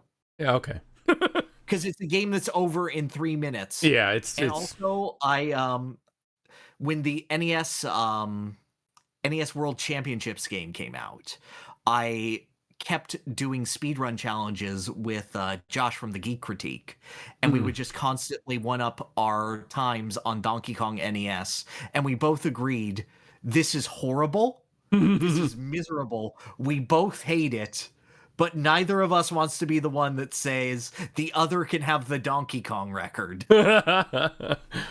Oh, funnily enough, what's showing on screen, if anyone's watching on YouTube, is that level I was just talking about, and you can see when you move forward and backward, the entire background shifts. So there you have it. We've talked about both the best game of all time and the worst game of all time, and they're both Donkey Kong. Yeah, true. I won't mention. Are you planning to go back at all for the DLC for Shinobi? No, because this does have a major DLC wherein Joe will fight famous Sega villains, Death Adder, Goro Majima, and Dr. Robotnik. What? Yes. How much? I don't know. It's not out yet. I'll do it for $5. Not much more than that. Death Adder? Really? Yeah. Dude, Majima and Robotnik, though. Yeah, I mean... Okay. Maybe? I don't know. Probably not. I don't know either. Yeah, I doubt it. If I'm gonna get DLC, I'm gonna get Bananza DLC. I'm saving my DLC bucks. I'm saving my DLC bucks for Void Kong, okay? Okay. Yeah. Well, there you have it, folks. Shinobi Art of Vengeance. Good game. It really does make you feel like a ninja. Like, if anything else, you feel pretty godly in this game, and you're very fast, and you're deadly, and there's a whole lot of blood, and it's pretty awesome. That I think I prefer Ninja Gaiden Ragebound, though. I did play that. I agree with you there, but it's an entirely different style of game. Barely. Ninja Gaiden Ragebound is just like a pop, pop, pop every enemy, and this is a ragdoll them around. It's They're true. Your toys. And I did have issues with Ninja Gaiden Ragebound 1 being like that charge attack gimmick was just so horribly used the whole game. But yep, at least it was like a 5-hour game, you know? Yep. I got in, I had my fun, I got out. The final boss of Ninja Gaiden Ragebound is also miles better than this one. But anyways, we're not talking about that game. What game should we talk about? Or should we let the fans decide? No, wait, nope. Wait, what should we do first? No, wrong one. Let's end with the game announcement and start with the actual game. End with the game announcement, start with the actual game. Wait, what? Oh, start with the game we're going to play. Yes. Okay. All right, yeah. All right, well, let's go to the Wheel of Draft Fortune. I don't know. We didn't actually have a name for this. What's the name for this? We call it the Wheel. The Wheel. The Wheel.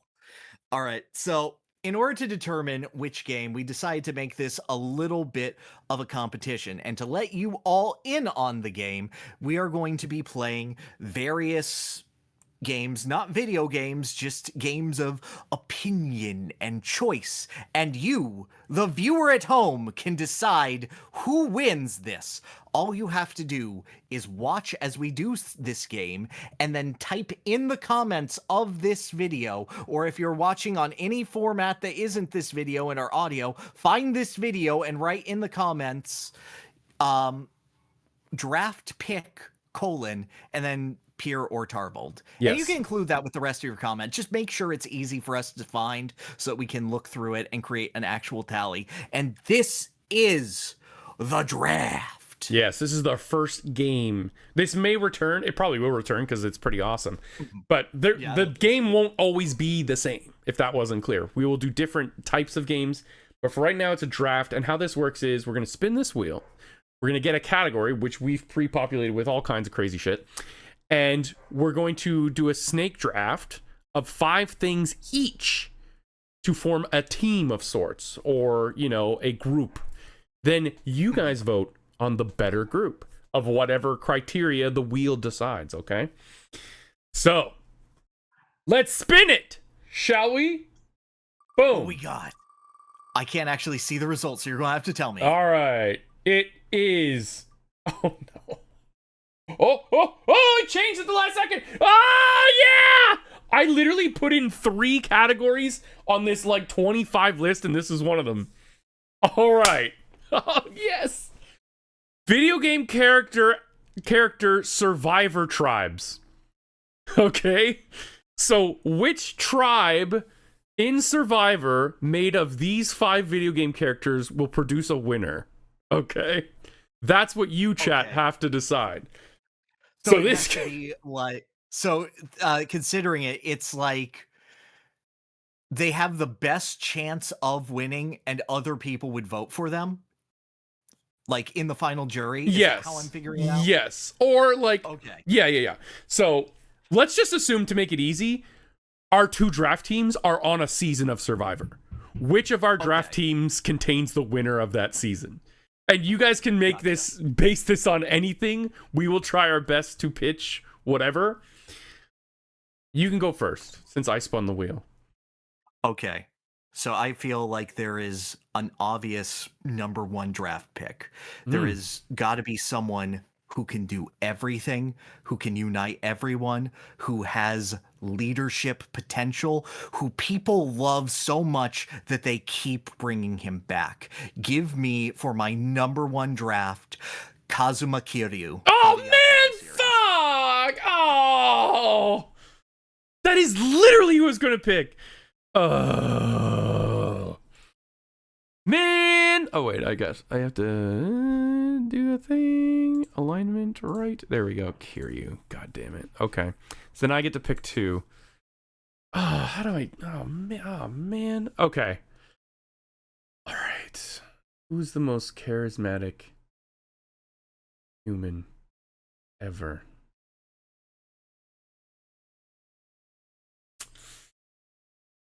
You know... God, that's tough. I literally had that locked in. How dare you? It's the best choice. Shut up. No, it's not.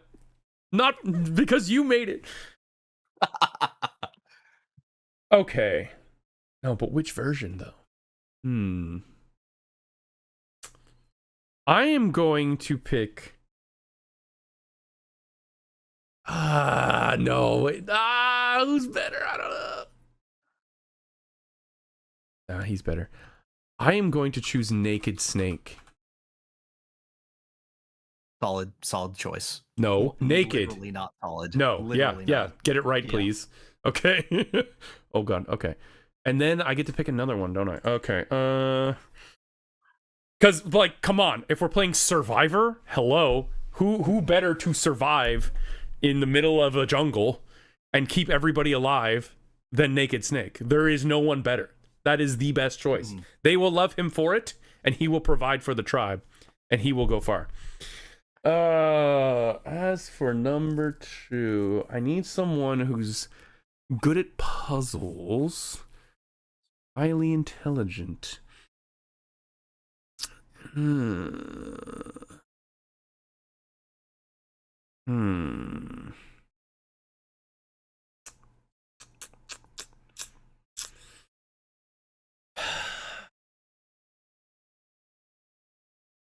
You know, I will draft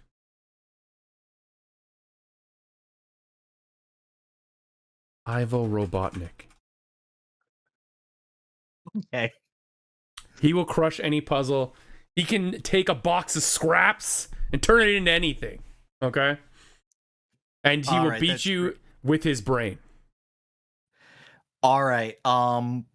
Anyway, I'm going to get someone who's much better at improv, built off of puzzles. The man, the myth, the true gentleman. Give me Professor Herschel Layton.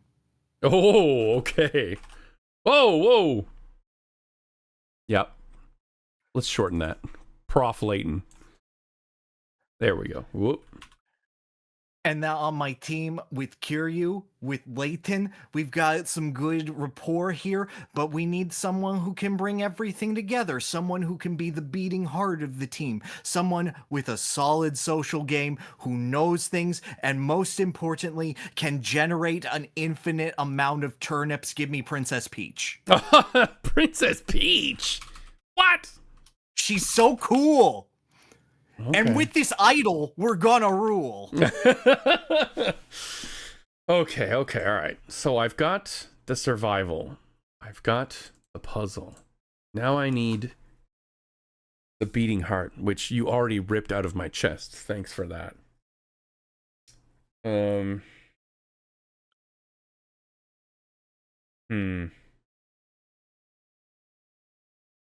oh man. Ooh, the heart and soul of this team. Because right now we've got jaded old men. You have literally a terrorist. Yeah, I was gonna say two, probably. Yes. Let me think. Oh my god, this is so tough. I need some positive vibes. You know what? Okay. This is a out of left field pick. But you know what? We talked about her so much earlier. I'm drafting Teen Pauline. The 13-year-old, let's go. That's right. She's allowed on Survivor. Yes. I thought that you were going to draft Vivi. Vivi? No. He has to survive, Pierre. It's Survivor, okay? He'll trip over every challenge, literally. But literally, he's built not to be a survivor. Yeah, Teen Pauline can bring the team together with just pure vibes. Her bard song, beautiful voice, and she will just be the heart and soul of the team. The heart of gold of the team. Okay, so I've got that. Now I need, like, a strategist. Who's a cunning strategist who can bring the team to the end?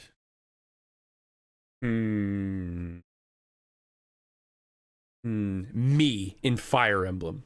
No. Isn't there the strategist in FE7? What's his name? Evan or something? No, it's you. It's me. Yeah, Tarvold is my name? No, it's Tarvold. I don't know. I don't remember. Okay. You mean 8? Because 7, it's just you name them and you are them. I don't know. No. It's the strategist in 7. But there's like a default name, like Red. Oh, I see. Okay. Yeah. Gosh, this is tough. I have so much Castlevania on my brain right now, and absolutely none of them would be good on my tribe. Just absolutely worthless. Imagine me picking Adam from Metroid. No, not Adam.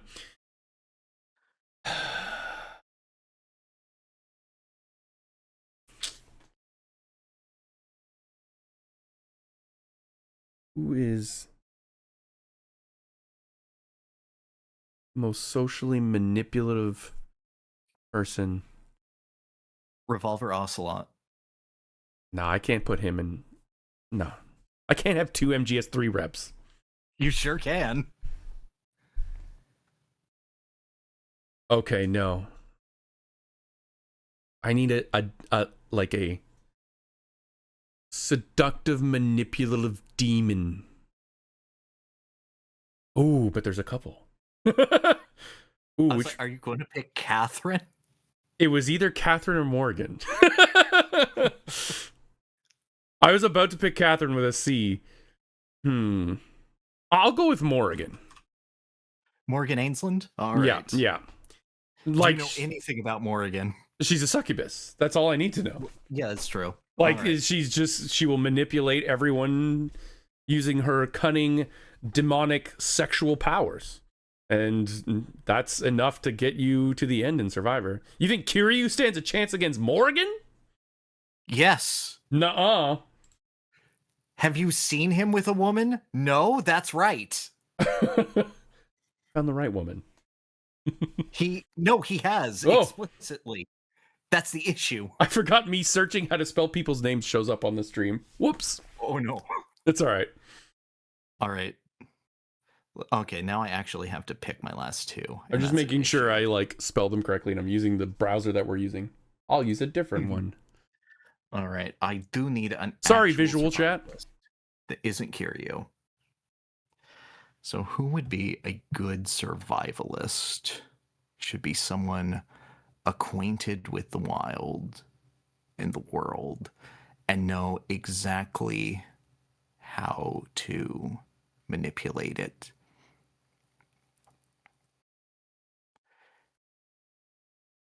But imagine Teen Pauline falling asleep in the shelter and telling Naked Snake all of her cool stories and all her dreams. And he'd be like, oh, that's really interesting. I need someone who is so sneaky and so intelligent that you won't even know that you're being double-crossed. I need someone who, if he makes the merge, there's no shot that any immunity aisle is safe. Give me Sly Cooper. Sly Cooper! Okay. I thought you were going to say Snide. No. Nah, dude. You remember the famous hard drive article, 5 times everyone thought Sly Cooper was hot and not just me? No, but all right. The professional, the genius. Okay. The gentleman thief. And now I have my last Your anchor option. My anchor. Kiryu, Layton, Peach, and Sly Cooper? Dude, all of them are going all the way. Dude, you seen when Peach, like, recruited a Mr. Game & Watch in Brawl? And she was like, here's an umbrella. I am speaking to this species now. Okay. You're awakened. All right. All right, let's see. Who would be the best anchor? I need someone more physically capable. Kiryu is the most physically capable member of my team, unfortunately. So I really need someone strong and passionate, potentially a little bit dumb, so that he could be manipulated and eventually lose, but would do a good job at getting there. And who would do that? No, I can't pick Knuckles. Eggman is in the game. Oh, yeah, then you're giving me a free try. Then I would lose so badly. Yeah. Also, I have a sexy Batwoman. You're screwed. Oh, shit, you're so right. I have Robotnik and Human Rouge. Yeah, I can't do that. That's too difficult. Let's see.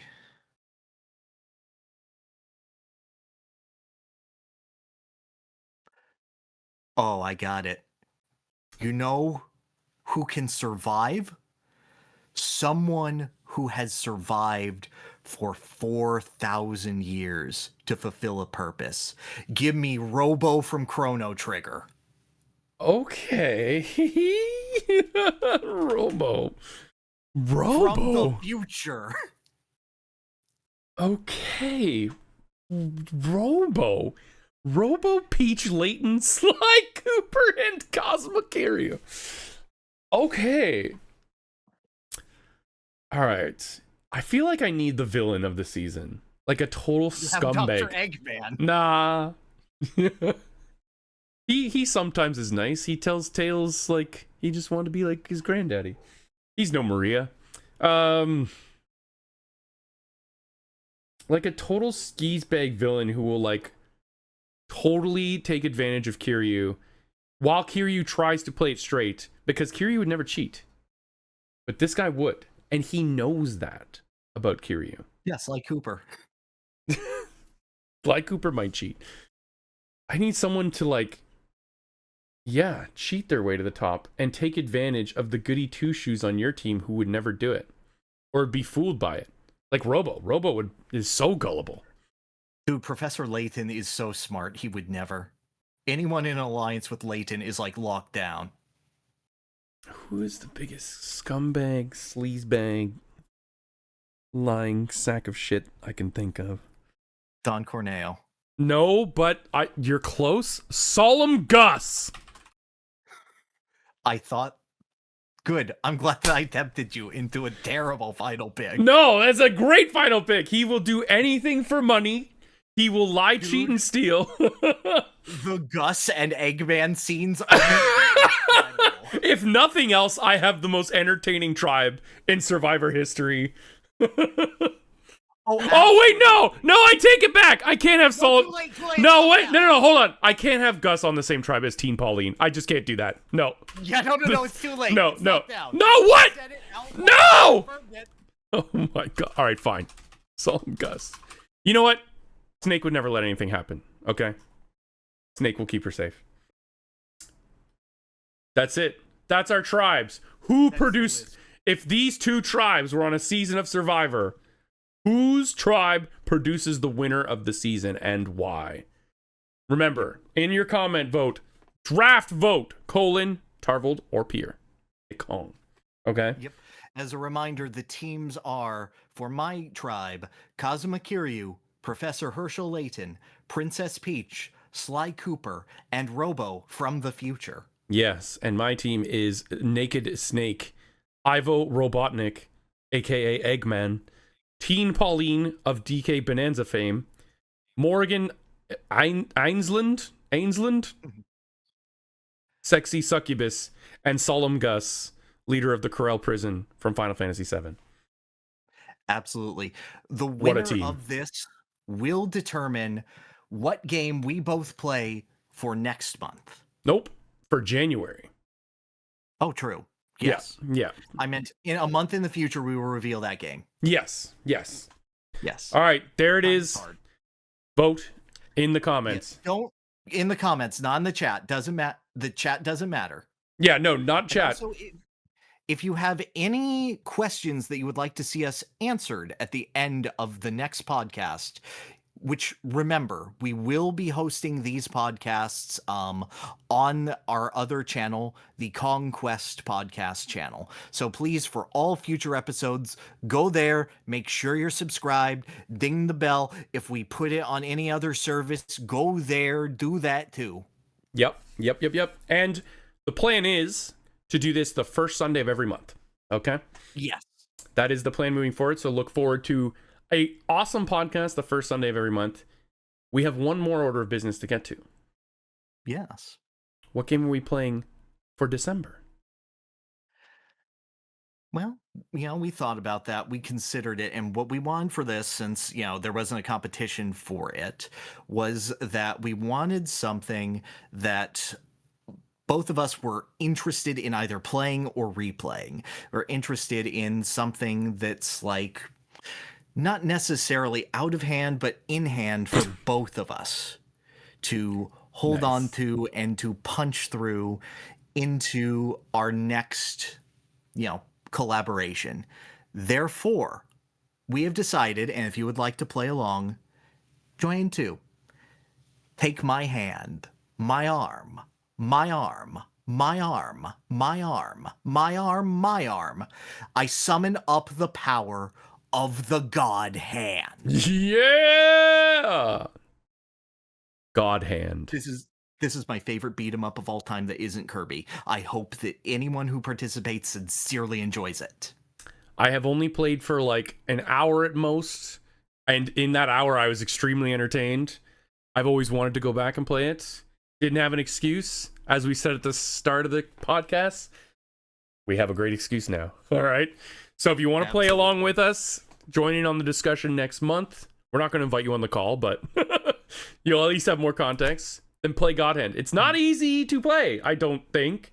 You'll have to Interneted. Find means. Yes. Mhm. I believe it's PS2 and PS3. But if you can find means, by all means, find the means. And if not, just listen to the soundtrack. The soundtrack is really good. Mm-hmm.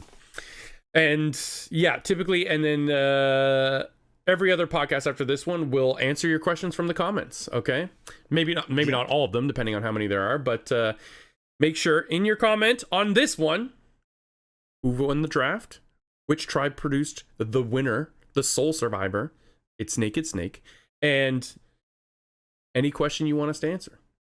Yeah, write any fan fiction as well about this tribe. And yeah. I would be interested in seeing how you thought it would play out if you actually had everyone and had to do an elimination every time. There are survivor simulators, you know. I know I watched a Coney video recently where it was like a death simulator. Oh, that was the Hunger Games one, I think. Yeah. There are survivor ones, but like it's just completely made up. It probably doesn't take any of the characters into effect or into context. So yeah, I would love to see what you guys think those two tribes would end up. What kind of season of TV that would create? I'd love to hear that too. If you want, I'd be super invested. And all right, we will be back the first Sunday of December. I hope you enjoyed the first episode of Conquest. I did. Please enjoy.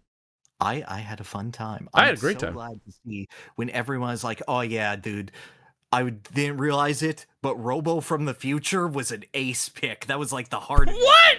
I No! can't think of any time where you could cut him off. Absolutely brilliant anchor. Great job. We'll see you next time. Goodbye, everyone. Goodbye. Me? Gaga.